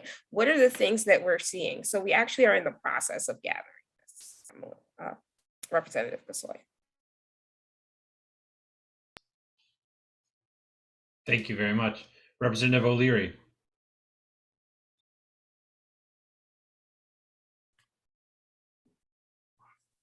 Representative O'Leary. Yeah, I'm trying to figure out how I want to phrase this, because we have an emergency crisis in attendance or lack of attendance. And I'm wondering what kind of a plan there is that parents and students will know on the first day of school in August. And it's got to be a different plan. We can't, the one thing that COVID has provided us with, and we haven't taken advantage of, and it's the only thing really, is that we're not going back to normal. We're going to what I call a new reality. And we have to have new plans. and they have to be publicized. The parents need to know about this 60-40 and what it means in the fall for their children, so that they know exactly what the plan is in case a child is late, or in case a child can't get to school on time, or what the consequences are. But there needs to be a coherent plan that everyone knows at the beginning of school, because children respond to discipline. If they know the consequences are not going to help them, then they won't do what they're not supposed to do. But if they know they can get it, because our students are very smart. They know how to play games because that's what they've grown up doing. And if they don't have, if there's not a plan with consequences, then it's going to get even worse. And I just want to mention one thing for an answer from somebody. I know I'm talking too much. The system needs to, I know DCPS has to have a system where you don't reward students for 50% of their grade, and you don't give them unlimited time to make up their work. And those things are in the plans right now, and that needs to be thrown out. You're not providing students with tickets to success. You're providing them with tickets to get away with something. So it really needs to, and it needs to be publicized. And Ms. Harding, I appreciate what you're saying, but a lot of parents do not get anything electronically. And when you send stuff home or you mail it to the house, many times it doesn't get to that parent. So it has to be the mayor holding a press conference and explaining what the new rules are, or something like that. You know, Fraser, could I answer a little bit? I mean, I think Oh, yeah, I'm done. I think part of what you're getting at, and I feel it most in the high schools, is we want to help the students feel some responsibility for getting there. We want to actually encourage some intrinsic motivation. And, you know, this is a simple example, but for tardiness, you know, sometimes being late or not coming is not for a big reason. It's because you overslept, or because you didn't do your homework for this class and you don't feel like coming, or because you stayed up late the night before. And there was one school that had one teacher that said, if you don't want this to appear on your record, you have to go to this group, an attendance group. And the group was each of them talking about their problem, why they didn't come to school on time. And it was actually incredibly effective. There had to be a reason to go. Students would not go without it being that they were going to get something out of it, like that this would be wiped from their record or whatever. But I think what you're trying to get at is that we have to be encouraging responsibility at the same time as we're trying to support attendance. We're not trying to take the whole load off. We're trying to create the possibility of more people coming on time and coming to school. But in order to do that, we have to have incentives to take the responsibility. I think what we're trying to get at here is it doesn't have to be a punishment. Right. There are other ways to incentivize attendance. And I think you incentivize their good attendance, period. There's that, but I do think that you raised an important issue, which is basically that the times have changed. And the reason that a lot of students and families are not coming to school anymore also have to do with some trepidation around COVID. And I think that we have to be prepared for the next school year about the fact that the numbers are going up again. And how do we ensure that families and students feel safe? How do we get that information out? I think that as a district last year, what we did was we spent a lot of time in the communities. I went out to schools myself. We now have safe passage workers who can also hand out information. We have roving leaders who can hand out information. We literally, to your point, can utilize all of the resources, both in the ed cluster and that the city has across the system to get the message out, maybe in ways that we haven't before. Thank you so much. I would hope that we would consider that it's not one size fits all. And so you're right, personal responsibility is needed by all. If you are constantly oversleeping and don't have an alarm, then that needs to happen. But we also have to remember that some of our children face nothing but consequences day after day. And they're in a shelter that's someplace else, and they don't know how to navigate to school from there. They have sibling responsibilities, they've had to go to work. And so my hope is that the research, what Ms. Harding is doing, what we've heard from Ms. Bohrs, what we've heard from Catherine Reilly, that we will be able to fine tune the responses that we have to children that are trying to get an education. And if they don't get value in education, that we help them understand what the value is, if that is what their stumbling block is. But I just want to remind you that for some of our children, they are facing consequence after consequence. It is not what is stopping them or starting them to go to school. I understand that completely. I'm not saying consequence is not a bad word. All right. You know, the consequences for doing what you're supposed to do, you're rewarded for it. We need to make sure that they're rewarded for whatever they do. Thank you very much. Representative Thompson. Okay, so y'all know I'm a late person. I confess, I'm late. I was late today because I overslept because I worked too late on things last night, and I typically am overscheduled. It does not make you a terrible human being or disinterested in school or all the things. One of my sisters was an attendance counselor for a few years, and I would say she worked really hard to provide support sometimes when students didn't have any. So and she worked in elementary school, so she had a list of kids that she would text or would call or would say is it helpful, if I give you you can work toward 5 on times and I'll give you a little thing for it. Those things do matter.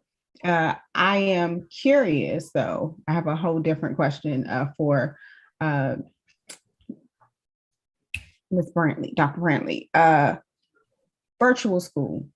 So Friendship had virtual schooling pre-pandemic. And typically, when we look nationally, virtual schools outside of what we just experienced attract students who are non-traditional or who have a lot going on for different reasons. I'm curious if you could just share a little bit about who is in Friendship's virtual school, and has that population changed since the pandemic and a lot more young people have been introduced to and families introduced to online learning? So the population has certainly grown over the last 2 years. We traditionally ran the K-8 online school. We only were approved immediately before the pandemic to start offering high school. And so we've seen growth in both elementary, middle, and high school grades. The students that traditionally were coming into the online program were because their families wanted some flexibility for their learning. So students, for example, award-winning tennis player who is traveling internationally for that and needed to be able to continue her education and does it that way. But we've also seen students that didn't feel as welcome for a variety of reasons. So religious minorities, we have students that joined our school because their parents felt like they were safer in that environment. But there are also families that just know they're home, they can supervise their students, they want them with them, they want to have more of a hand in their education. Those parents act as learning coaches for them. What we are seeing that has changed in the pandemic are generally 2 groups. Families who may have students that are more medically fragile, or somebody in the home is medically fragile, and they wanted a traditional stable program that had existed for a while that they could count on, and so they joined the school.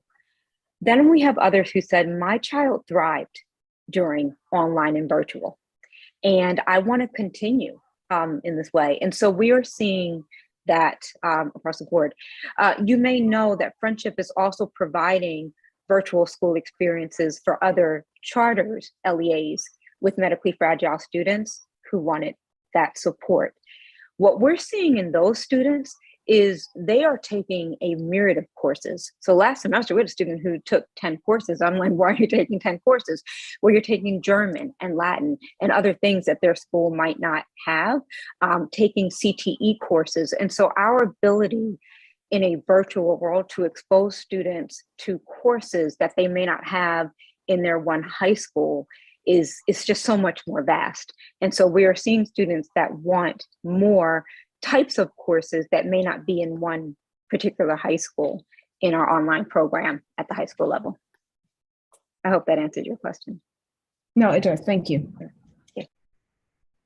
Representative Sutter. Thank you. And thank you all. I mean, this has been just a wonderful conversation. Confirms that we're on the right track with this 60-40 shift, but also confirms that is going to be insufficient to address the other things that we know are really at the root of this. So fixing the regs is step one. It sounds like there's also some LEA policies that folks are concerned about, things like failure due to attendance, questions around in-seat attendance and how that is addressed in school settings. I'm curious because obviously those are things that need to be handled but are not part of these particular regs. I heard Ms. Harding mention targeting the SST reg, and I'd love to hear more about what that might entail. But I'd love to hear if there are other regulatory changes that are sort of in the purview of OSSE and the state board to work on together, that are things you would like to see that would enable some of the conditions you all are talking about.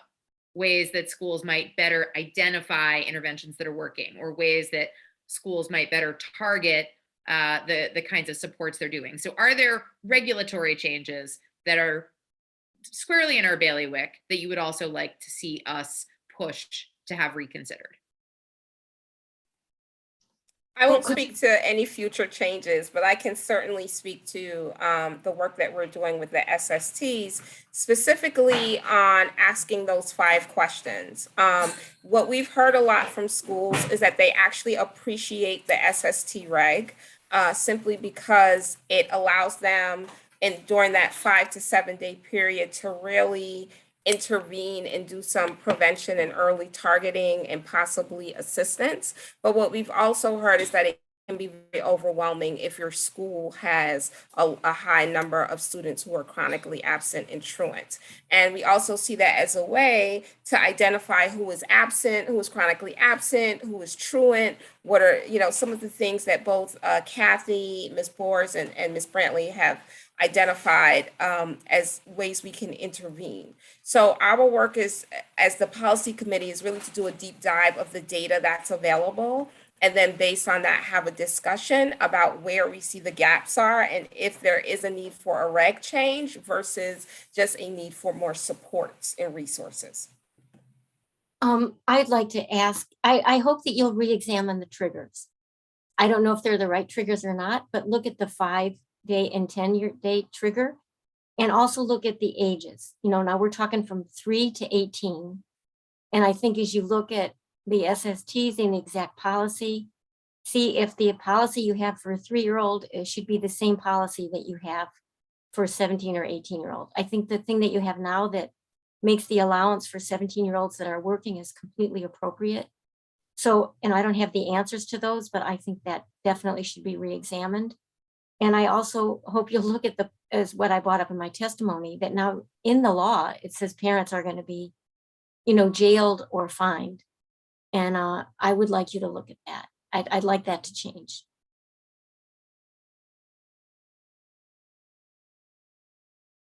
All right. Well, with that, I get to thank you all.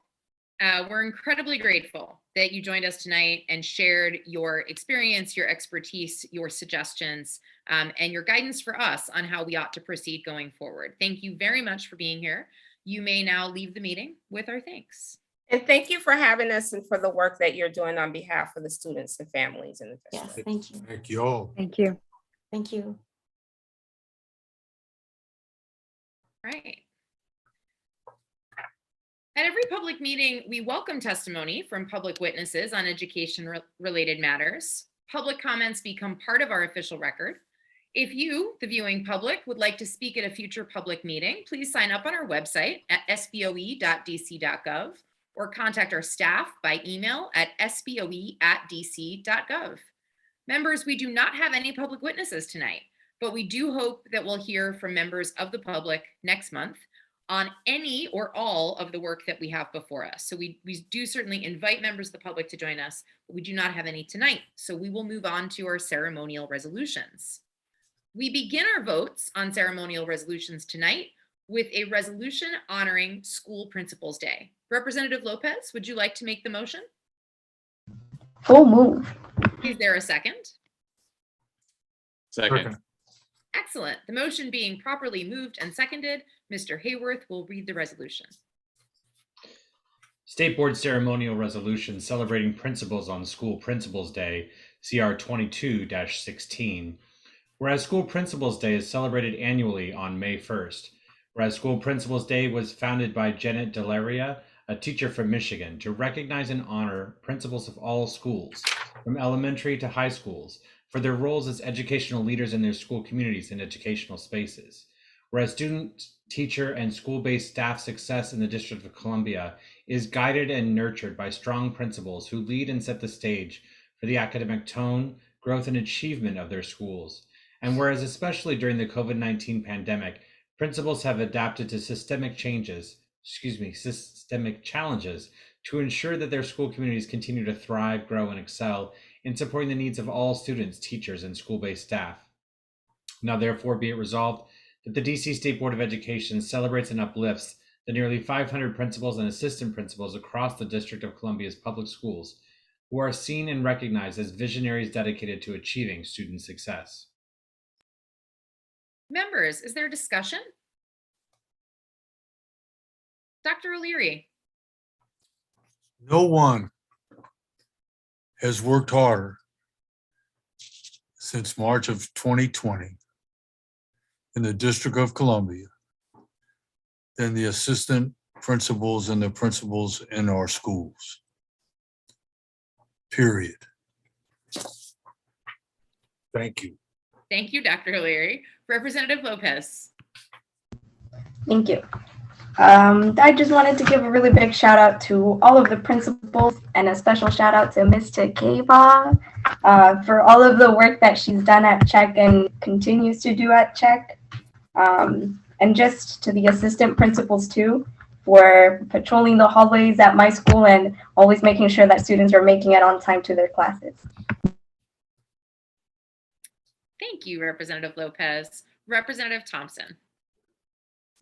So I actually got a chance in my work life. This is clearly work too.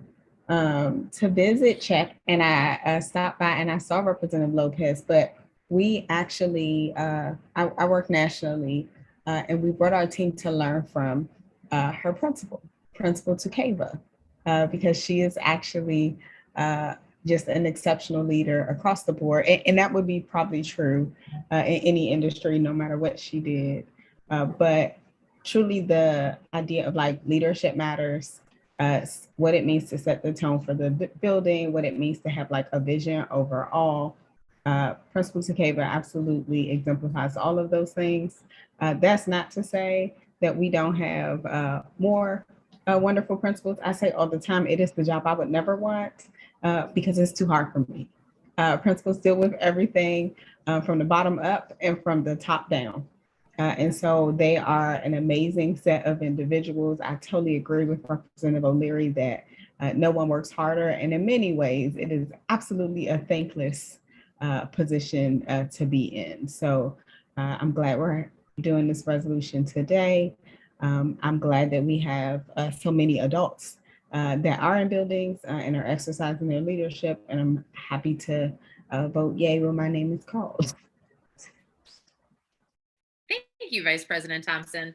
So given that all of our votes tonight are ceremonial resolutions, I'm going to call the question for each of them rather than having a roll call vote. Are there any objections to that? All right. Seeing no further discussion from members, I will call the question. All those in favor say aye. Aye. Aye. All those opposed say nay. The ayes have it. The resolution is adopted. Next up is CR 22-17, Teacher Appreciation Week and National Teacher Day. Representative O'Leary, would you like to make the motion?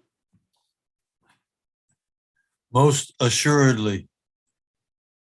Is there a second? Second. Thank you, Dr. Patterson.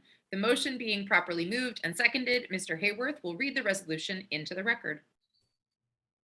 State Board of Education ceremonial resolution recognizing Teacher Appreciation Week and National Teacher Day, CR 22-17. Whereas National Teacher Appreciation Week was observed on May 2nd through the 6th, 2022, and National Teacher Day was recognized on May 3rd, 2022. Whereas teachers are the cornerstone of building our nation's future by helping students acquire the knowledge and skills necessary to realize their potential.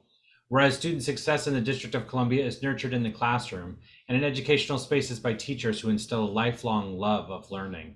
Whereas teachers serve multiple roles in their classrooms and schools, including that of the role of model, caregiver, coach, and mentor, all of whom help shape the lives of their students. Whereas teachers have resiliently adapted to systemic challenges that permeate through the profession, many of which have been further exacerbated by the COVID-19 pandemic. And whereas in recognizing the irreplaceable role that teachers play in supporting all our young people, it is critical that we support them by uplifting their voices and taking actionable steps to address their concerns. Now, therefore, be it resolved that the DC State Board of Education's Teacher Practice and School Support Committee continue to work towards addressing teacher retention challenges in the district by collaborating with other states that are fortifying their teacher pipeline through Grow Your Own programs. And be it finally resolved that the DC State Board of Education honors all teachers in the District of Columbia for their invaluable work educating our young people, developing their character, and serving all students, parents, and families. Thank you, Mr. Hayworth. Members, is there discussion? Dr. O'Leary. The nice thing about this resolution is it talks about what we're working on the State Board of Education as far as teacher retention and grow your own programs. And one thing about it is the other thing that happened this year is that now educators in the city are able to be members and run for the State Board of Education. So hopefully we'll have someone else besides this lonely DCPS teacher on the State Board of Education in the future. And I love them all. Thank you, Dr. O'Leary. Representative Birnstad. Yeah, I just want to say, I'm sure Dr. O'Leary's point about principals and assistants principals having been the people who worked the hardest since March of 2020, but I think teachers are tied or at a close second, because I know, like, in thinking about college, I've talked to a lot of my teachers who have gotten degrees in education or who have like gotten other certifications, and everything they tell me is these past 2 years, because I always say, it seems really hard to be a teacher, and they go, yeah, these past 2 years have been extremely difficult. So I just think it's really important that we honor them, because it's a lot of work. Like, I know it's a lot of work doing any job, but it's a lot of work being a teacher. And it's, I don't know. I, as a student, really appreciate all the teachers. I just have to say that. I know it seems unappreciated sometimes, but like, man, without teachers, without teachers who care about their students, it would be so much harder to just go to school every day. They make me want to have good attendance. They make me want to go to school. So yeah. Thank you, Representative Birnstad. Representative Lopez. Yes, another shout out for teachers. A big thank you for their support outside of school and within school hours, for the small and little conversations, for the small and big conversations during class time, for the little sneaky critical thinking skills that they make into the, everyday conversations. That happens all the time with my third period teacher. So a big shout out to him. I find myself using skills that I did not think I would be using during a normal conversation, and I really appreciate that. So another shout out for my third period AP Bio teacher, Mr. McGee, and all of the teachers out there who are caring for their students and show all of their guidance when we need it. Thank you. Thank you, Representative Lopez. Representative Johnson. I too just want to give a special shout out to all of the teachers out there, and especially my teachers at Richard Wright. They truly do not know how they are transforming our educational lives. And I know that they go through a lot of tribulations and difficulties, especially within the pandemic, but They have been some of my biggest supporters, both in and outside of school. And I truly just want to thank them for that. I know they've put up with a lot of our 11:59 due dates and other things, but teachers are amazing and they definitely deserve to be recognized worldwide. Thank you, Representative Johnson. Vice President Thompson. So two things.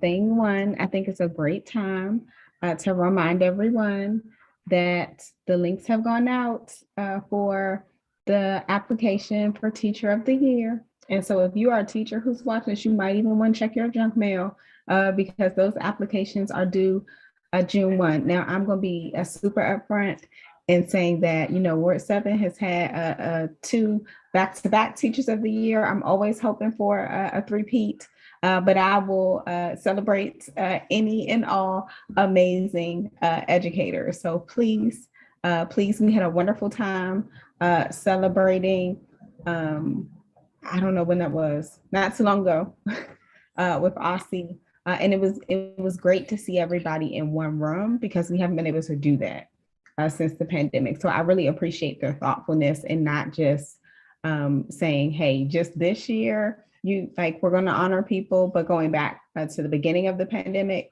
and honoring teachers from all 3 of those years who both got the Teacher of the Year, the Millikan Awards, the Science Awards, the History Awards. It was awesome to be in the presence of so many educators. Second, I'm always going to shout out my mom. This may be her last year teaching. And so I know Representative O'Leary, you're the only retired one on the panel. I guess we got to keep you better company. But I'm always going to be like, hey, my mom's a great teacher. I want to thank her for everything she does every day because I see how much work she puts in and the toll it puts on her. So I can't only be grateful and empathize with all of the educators who go into buildings every day. Thank you, Vice President Thompson. So I will add my comment. It was wonderful to see all of the teacher award winners who were honored in person by Aussie. And I especially want to give great thanks to the social studies teachers who were there, who were honored, because looking around at the social studies honorees, quite a few of them have worked with us on the social studies standards. They served on the SISAC, they were part of the writing committee, they've provided input and feedback on our work to date. And so huge amount of gratitude for the fact that the excellent teachers we have in the District of Columbia both do amazing jobs in their classrooms for their students every day, and they keep doing amazing work outside of their classroom hours, serving on advisory panels, serving to assist and make sure that things like standards are improved over time. Finally, I want to thank all the teachers who have been working so hard, but doing it like they say about ducks or swans. Everything above the water looks smooth and great, but it's because they're paddling furiously under the water in all that time that you don't see. So thank you to the teachers for all the work that they put in that goes unseen to produce the amazing work we get to see every day. Seeing no further discussion, I will call the question. The motion is on CR 22-17. All those in favor say aye. Aye. Aye. Aye. All opposed say nay. The ayes have it. The motion passes.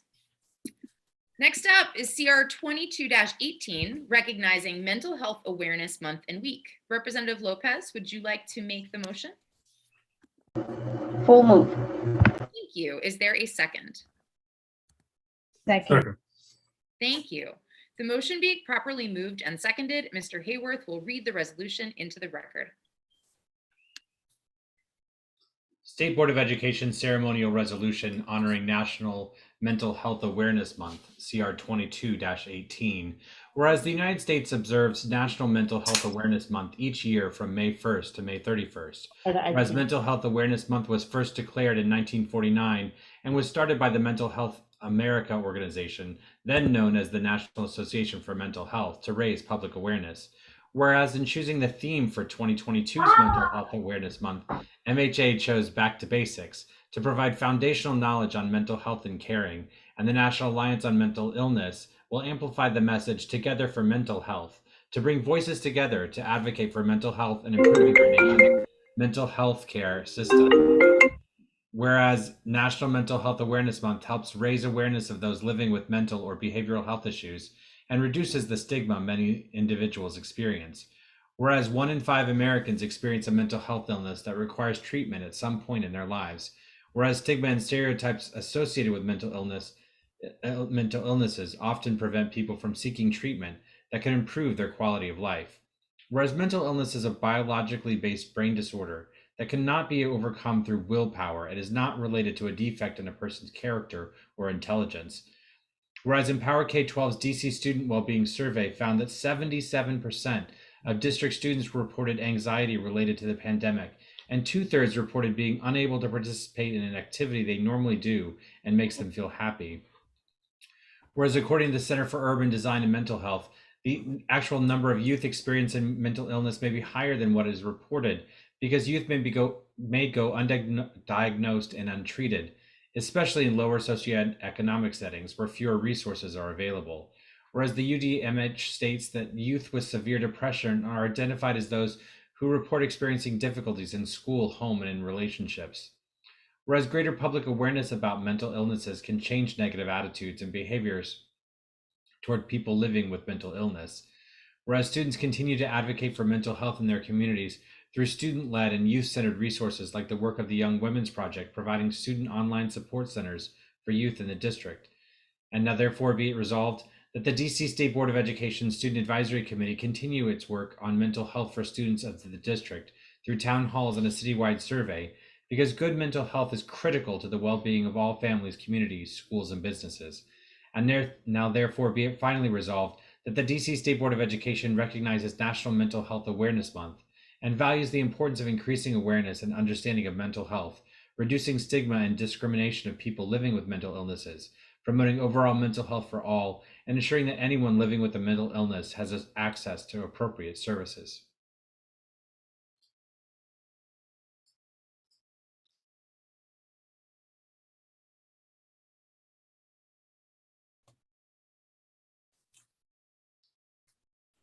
President Sutter, I believe you're on mute.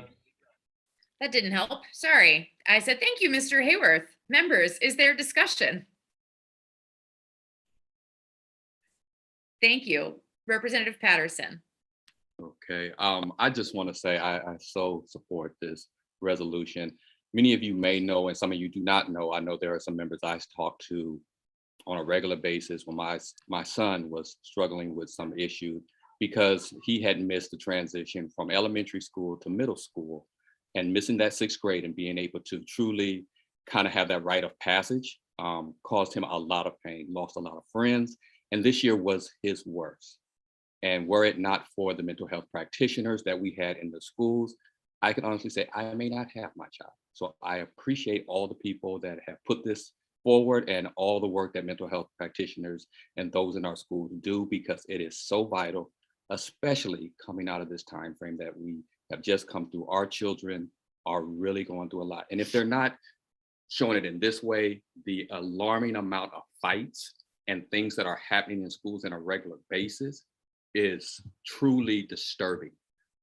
Again, a lot of things happened, and I work for a school system that are directly related to mental health coming out of the pandemic and what children have been struggling with over the last couple of years. So thank you for those who worked on this resolution. It is very personal to me, and I support it 100%. Thank you, Dr. Patterson. Representative Lopez. Thank you. This is a resolution that is also has a special place in my heart too. For the past year with the Young Women's Project, we've really focused a lot on mental health and how we can help students. The SAC has also worked on dedicating a section on the citywide survey to collect data on students' mental health. The shift it was an abrupt shift going from a very social setting to being isolated when the pandemic really hit, and then making that change back to, being isolated and then being social again.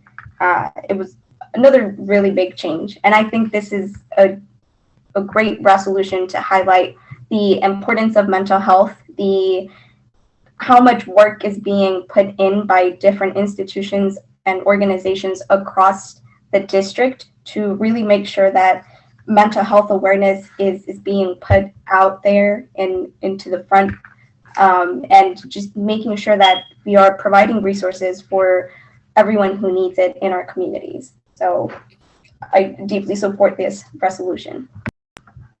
Thank you, Representative Lopez. Dr. O'Leary. Yes, I just wanted to mention social and emotional learning, which is part of this for everyone and is now being criticized nationwide as far as being not valuable for students or educators. And so it's another battle that we have to make sure that we fight, and that everyone's mental health is important. And all kinds of reasons students are not performing at their utmost. And a lot of it has to do with their social and emotional growth and well-being. And so this is right. It should be something that we really need to focus on. I'm glad that the SAC is working on that. Thank you, Dr. O'Leary. I'll just add that the Office of the Student Advocate is holding an event tomorrow evening. I'm sure it's on their social media. I know I retweeted it on my social media, so members of the public who are looking, you may want to look for that on social media. The event is called Navigating Behavioral Health in DC Schools, and it's meant for families, for teachers, for students to understand how families can navigate the systems that are available in their children's schools to access mental and behavioral health resources. So for families that are interested in that, that's tomorrow, May 19th from 6 to 8 p.m. It'll be a virtual event online, but for those seeking help for their students or making sure that they know how to seek help for students and families who have concerns, this is a great event and we encourage members of the public to participate. Let me turn to Representative Birnstad. Hi. Oh, yeah, I don't know. I had my hand up and then I went down. I'm not sure what happened. But I just wanted to say that I appreciate the wording of this resolution that shows that mental health and education are tied in. I don't know, my freshman year, I had days where I was literally at school from 8:15 a.m. to 7:30 p.m. So like that's where students are spending most of their school day. And it's important that we're getting supports because we cannot thrive anywhere if we don't have mental health supports in schools. I just have to note that like even before COVID, like I appreciate, and this ties into our last resolution, what teachers are doing to make sure that like students who need extra support are getting that extra support, and they're being often I've had many teachers who are reasonable with understanding like while I do need to make sure I have a good work ethic, if I'm extremely overwhelmed, they're willing to grant me extensions, or just teachers that are willing to talk to students or refer them to other resources in a way that doesn't feel scary for the student who's getting referred to those other resources, and that kind of respects students' privacy. So I just wanted to appreciate the wording of the resolution that ties education and mental health as like a successful education and being mentally healthy as like necessarily intertwined. Thank you, Representative Birnstad, and thank you to all of our student representatives for the work you and the SAC are doing to really focus on this critical issue for our students at this moment. I'm hearing it from parents that their students are not all okay, and recognizing the need to talk about it, and recognizing the need to say it is okay to not be okay and to seek the help to get to a better place is really important. Members, seeing no further discussion, I'm going to call the question. The motion is on the resolution for CR 22-18. All those in favor say aye. Aye. Aye. Aye. All those opposed, nay. The ayes have it. The motion passes. Next up is CR 22-19, National School Nurse Day. I am very pleased to move this resolution. Is there a second? Second. Second. Thank you. The motion being properly moved and seconded, Mr. Hayworth will read the resolution into the record. State Board of Education ceremonial resolution recognizing National School Nurse Day, CR 22-19. Whereas National School Nurse Day was recognized on May 11, 2022, and is celebrated annually on the Wednesday of National Nurses Week. Whereas National School Nurse Day was established to foster a better understanding of the role school nurses play in educational settings. Whereas all students have a right to their physical and mental health needs safely met while in a school setting. Whereas school nurses understand the link between health and learning and are in a position to make a positive difference for children and young adults every day. Whereas school nurses act as a liaison to the school community, families, and healthcare providers on behalf of children's health by promoting wellness and improving health outcomes for our nation's youth. And whereas the COVID-19 pandemic has emphasized the essential role school nurses play in student health and academic success. Now, therefore, be it resolved, the DC State Board of Education emphatically advocates that every school in the District of Columbia has access to a full-time nurse who can care for students and offer resources to families. And be it finally resolved that the DC State Board of Education celebrates and acknowledges the accomplishments of school nurses in the district for their efforts to help students stay healthy in school and ready to learn. Thank you, Mr. Hayworth. Members, is there discussion? Dr. O'Leary. Yes, I hope everyone knows that not all schools have nurses. And the system euphemizes that by saying, well, they have access to nurses because there are nurses that are shared by 3 or 4 different schools in certain parts of the city. So this emphatically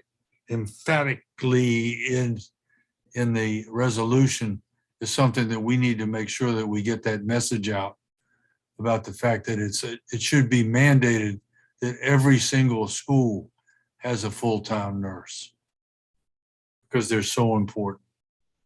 Thank you, Dr. O'Leary.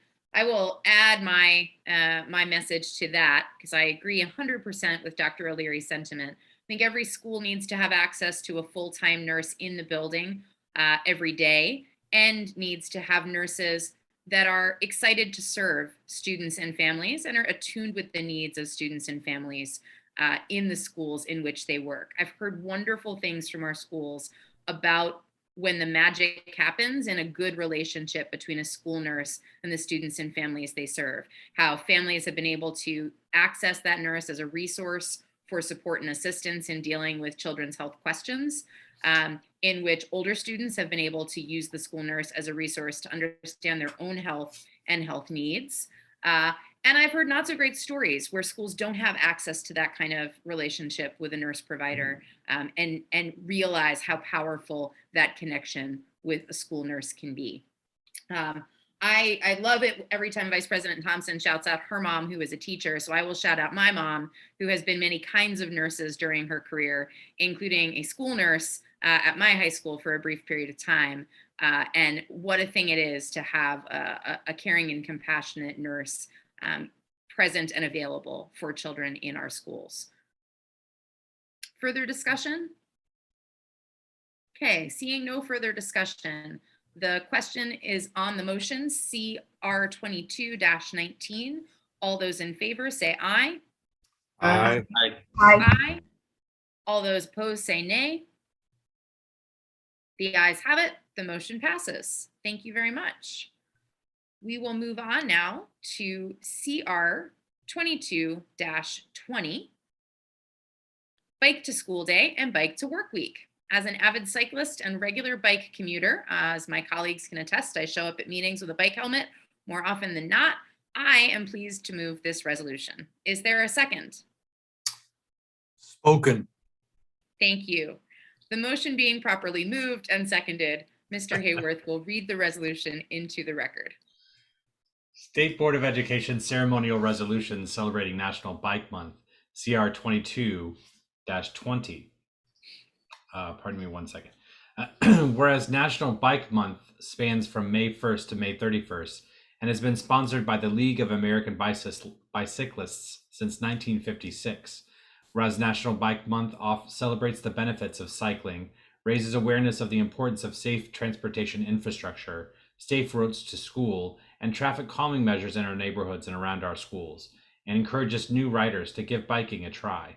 Whereas this year, National Bike Enroll to School Day was held on May 4th, National Bike to Work Day is on May 20th, and National Bike to Work Week spans from May 16th to May 22nd. Whereas whether for recreational or commuting purposes, bicycling can provide health and wellness benefits, promote environmental sustainability, as well as reduce household expenses such as parking fees, fuel costs, and auto maintenance costs. Whereas according to the United States Census Bureau's American Community Survey, over 800,000 respondents in 2019 indicated that bicycling was their means of transportation to work. Whereas the District of Columbia ranked among the top 25 cities in the United States that has the largest number of bicycle commuters in 2017. Whereas the DC Department of Transportation has installed over 100 miles of bike lanes and 24 miles of protected bike lanes to date. Whereas DC is home to several recreational trails that are safe, convenient, and fun for walking and cycling, such as the Anacostia Riverwalk Trail, the Marvin Gaye Park Trail, the Metropolitan Branch Trail, the Oxen Run Trail, and the Capitol Crescent Trail. Whereas despite the efforts made to improve pedestrian and bicyclist safety, traffic fatalities have been steadily rising since 2014.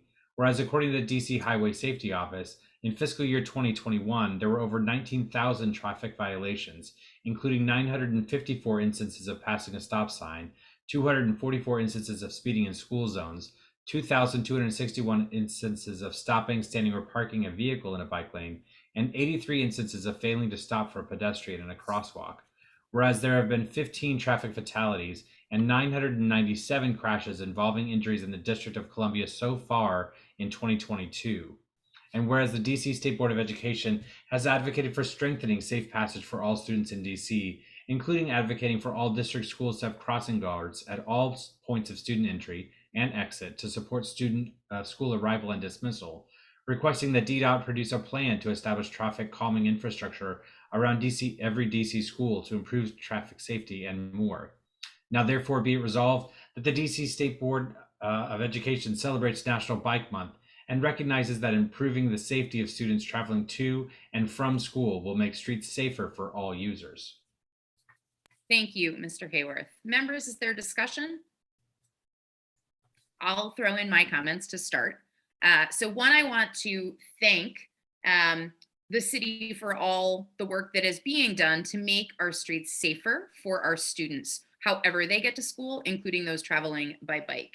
I'm also delighted that we have so many opportunities for students in our city to experience biking. We have DCPS's Cornerstone process in the PE courses where second graders learn to ride bicycles and have the chance to practice their skills both on school grounds and on the roads. We have wonderful programs like those at Dunbar High School, where Coach Clark works with a group of students biking after school, created one of the first multi-school mountain biking clubs that DC has had, exposing students to all sorts of joys of cycling.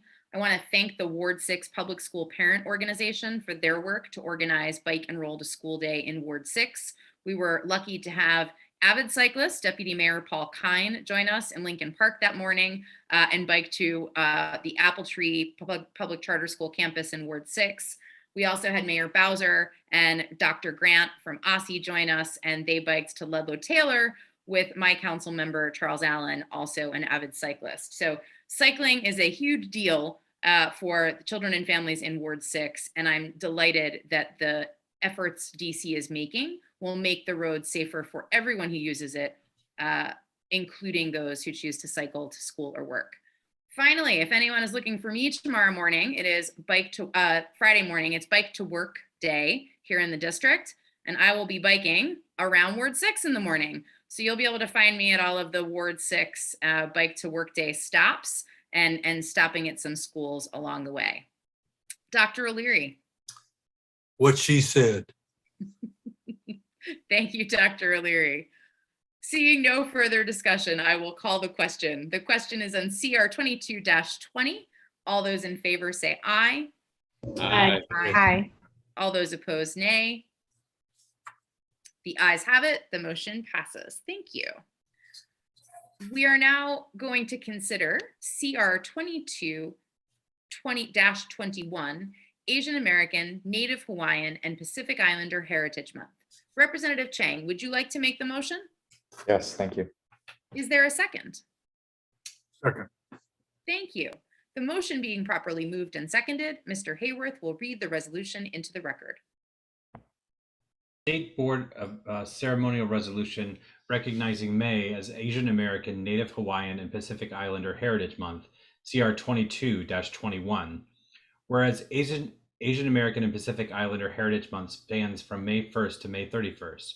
Whereas AAPI Heritage Month originated with the United States Congress in 1977, when Representatives Frank Horton of New York and Senator Daniel Inouye of Hawaii introduced resolutions to proclaim the first 10 days of May as Pacific Asian American Heritage Week. Whereas on October 5th, 1978, President Jimmy Carter signed a joint resolution directing presidents to issue a proclamation for this 7-day period beginning on May 4th, 1979 as Asian Pacific American Heritage Week. Whereas in 1992, the United States Congress passed and President George H.W. Bush signed a bill which annually designated May as Asian Pacific American Heritage Month. Whereas in 2021 and 2022, President Joseph R. Biden proclaimed the month of May as Asian American, Native Hawaiian, and Pacific Islander Heritage Month, calling upon all Americans to learn more about the history of Asian American and Native Hawaiian Pacific Islanders, and to preserve this month with appropriate programs and activities. Whereas the Federal Asian Pacific American Council selected the theme for this year's 2022 Heritage Month as Advancing Leaders Through Collaboration, building on last year's theme, Advancing Leaders Through Purpose-Driven Service.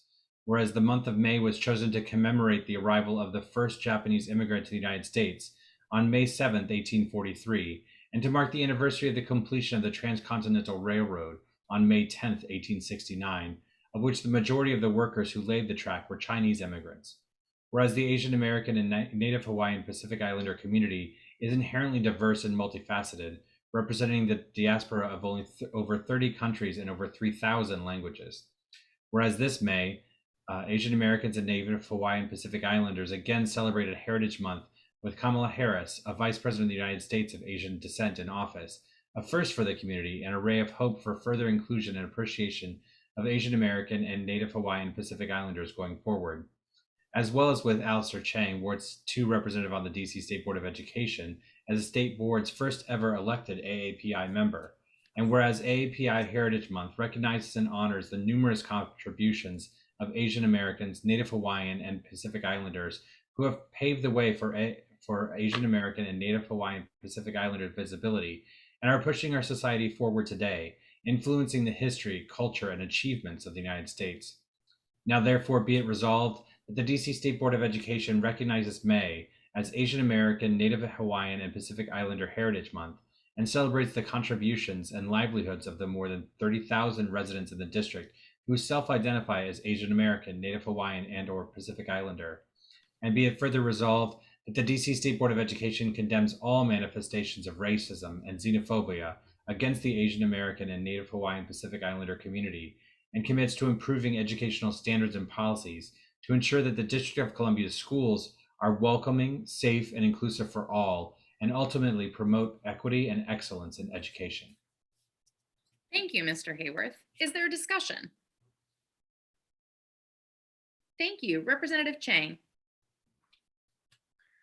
Thank you all, and thanks for staying until the end for this piece. The resolution means a lot to me, in part because one of the greatest challenges that I think my community, the API community, faces is invisibility. And I want to reiterate something that was said and named in the resolution, which is something you all already know, right? Which is that 2 years ago, hate crimes against AAPI people really exploded in DC and across the country due to COVID. But something that we've only come to know now, looking at the data in retrospect, is that DC actually saw more anti-Asian hate reported by police than any other US city. We were #1, we were the absolute worst. In 2021, AAPI people made up 4% of DC's population, but we were the target of 25% of hate crime incidents involving ethnicity. And here, I think our challenge is that the realities of AAPI people are often invisible to the broader public rhetoric and attention. And I'll give one example that I'd love your help and the help of anyone listening to consider, and this is just one of many that I think we often sweep under the rug, don't recognize, or don't even begin to ask. There's been a significant drop in the number of AAPI students enrolled in DCPS. And this decline in enrollment is despite the fact that the AAPI population in DC has grown faster in DC than either Black or white populations in the past 10 years. Why is this? And why hasn't this question been previously posed? I also want to take this moment to recognize the many contributions of AAPI people, which, like challenges faced by AAPI communities, are too often invisible in DC. And among the long list of AAPI people who have contributed to advancing education equity in DC, I want to take this moment to recognize the extraordinary work of parent advocate Grace Hu in advancing digital equity for schools in DC. I'm very proud to be the first AAPI member elected to the DC SBOE, and it really means a lot to me that you, my colleagues, will help me bring more focus, attention, and resources to support AAPI families and students across the city. Thank you. Thank you, Representative Chang. Dr. O'Leary.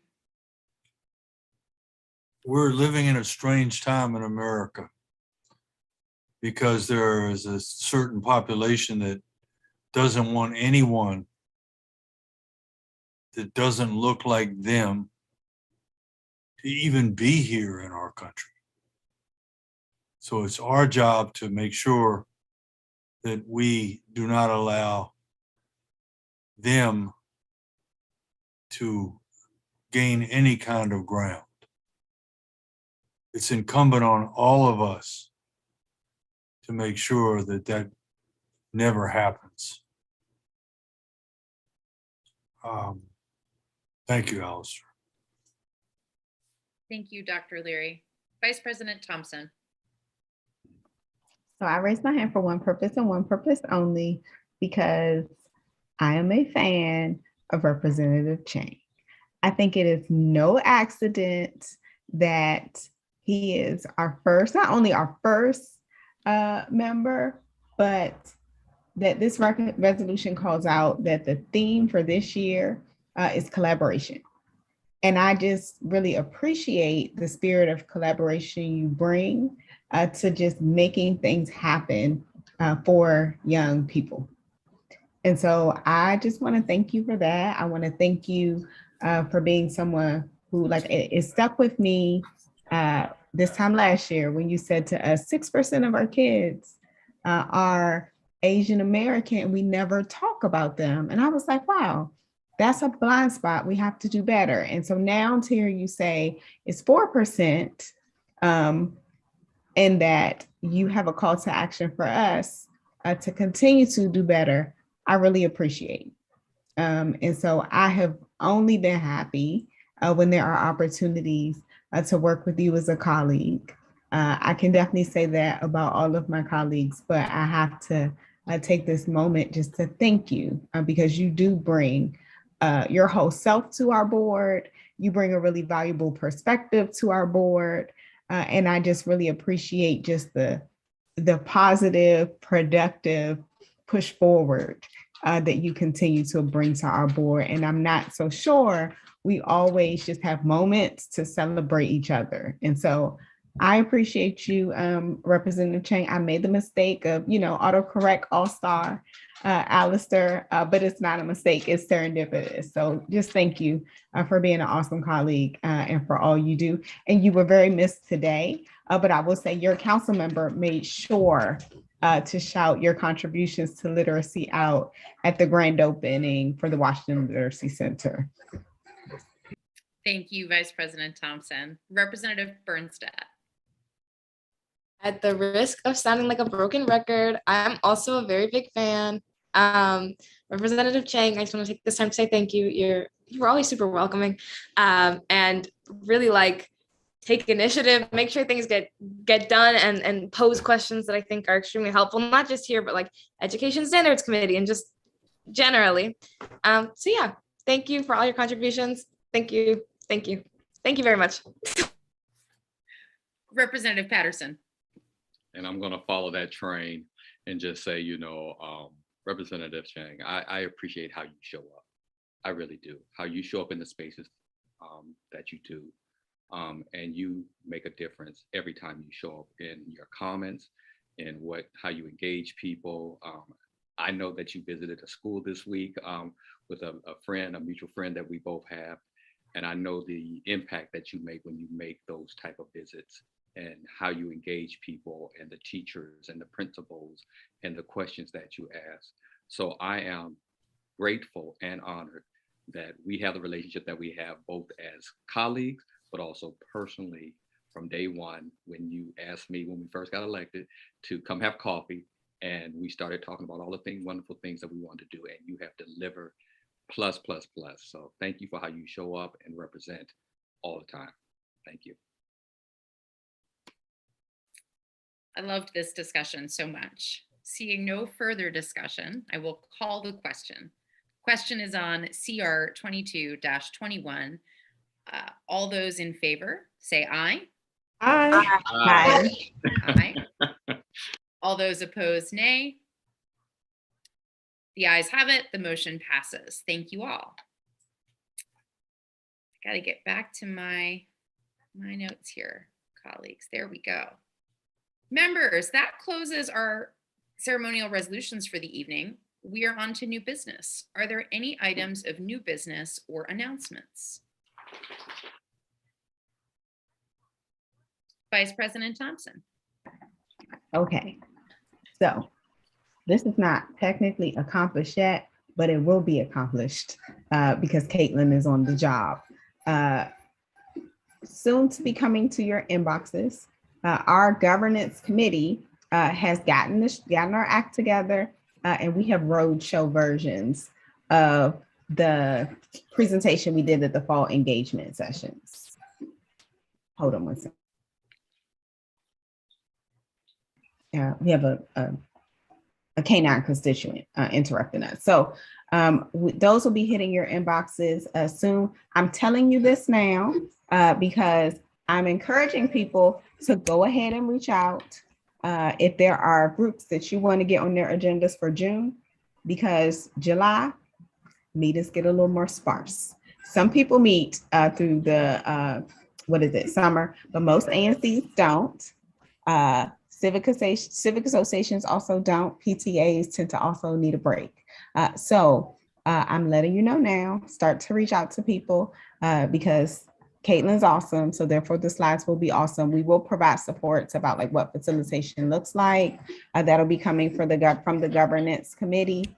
And we will also be asking for recommendations of any organizations that we should engage or groups that we should engage. We will pull from some of that list that OSSI started to put together for the engagement around the school report cards and ESSA amendments, because you all were great in adding groups to that list. But that does not mean that is the end all be all. Please think outside the box. Let us know if there are people we should be reaching out to. And I'm really excited to get continued feedback on this governance topic. Wonderful. Thank you, Vice President Thompson. We are excited for that work. Other announcements, new business? Representative Chang. So having named Grace and her work with digital equity, I want to highlight the work that she's been doing in a bit more detail and get folks help with thinking through where and which committee this work might fit. One, to make sure that we have procurement and distribution of devices done in time this year, which was very challenging last year. And a call to action that I'm hearing and that makes sense to me, which is to have a comprehensive technology plan similar to Seattle Public Schools, which would not just be one-off device procurement, but rather also include things like plans for distribution, collection, repair. What happens when devices are lost or stolen? How does that connect with digital literacy, privacy, safety, and all of the other elements of a successful utilization of technology? And so just broadly naming that, and would appreciate if folks could consider where and if that fits in our work. Okay, thank you, Representative Chang. I think it's a good question and one we should consider. Let's figure out how we work it into a working session topic so that we can have some time for discussion when more members are present. Vice President Thompson? Can I just note, make an additional request about that? Well, and I'm going to tell you now because I'll forget later. One of the things I would like us to consider is what it looks like as a city, in addition to the devices, but to provide a stronger, more consistent internet access for all. Because what I know is that in my ward in particular, we are all the way on the wrong side of the digital divide. And if you just give us devices, whether it's the first grader or the grandma, in a lot of instances, we're not able to have access to high quality, high speed internet. And that is becoming even more of a problem because all of the services you need have moved online. And so I've seen some really promising things in other cities. I think now that we have infrastructure dollars, this is an infrastructure issue, and it really is a great time to push and move our city forward in a way that fully serves families. Thank you for that addition, Vice President Thompson. I think it's a necessarily interconnected one and one we should make part of the conversation. Other announcements or new business? So I'll just highlight Mr. Hayworth put in the chat, state board members will be getting information and invitations to high school graduations coming up soon. So please keep an eye on your inbox for invitations to high school graduations. But before we meet again, one of our members will have graduated. So I want to call out the fact that Representative Johnson is going to be graduating on May 27th. And so want to make sure we all get to give her that congratulations now. One of my favorite things about our student reps is to Vice President Thompson's comment at the top of the game tonight. We're watching. No, we're watching you all, even when you're not here in meetings with us. So I just want to shout out Representative Johnson. I saw on your school's Instagram account that you got to interview a pretty special visitor to your school. And so you are just showing up in all the ways, and it's very exciting to watch you shine. And I want to wish you congratulations on behalf of the board on your forthcoming graduation. Thank you all so much. Members, any other announcements or new business? Great. Seeing none, I would entertain a motion to adjourn. So moved. All right. Is there a second? Yes, second. All those in favor say aye. Aye. Guys have it, and this virtual public meeting of the District of Columbia State Board of Education is adjourned at 8:03 p.m. Thank you all for your engagement tonight. Thanks to all who joined us virtually. Have a wonderful night. We will see you.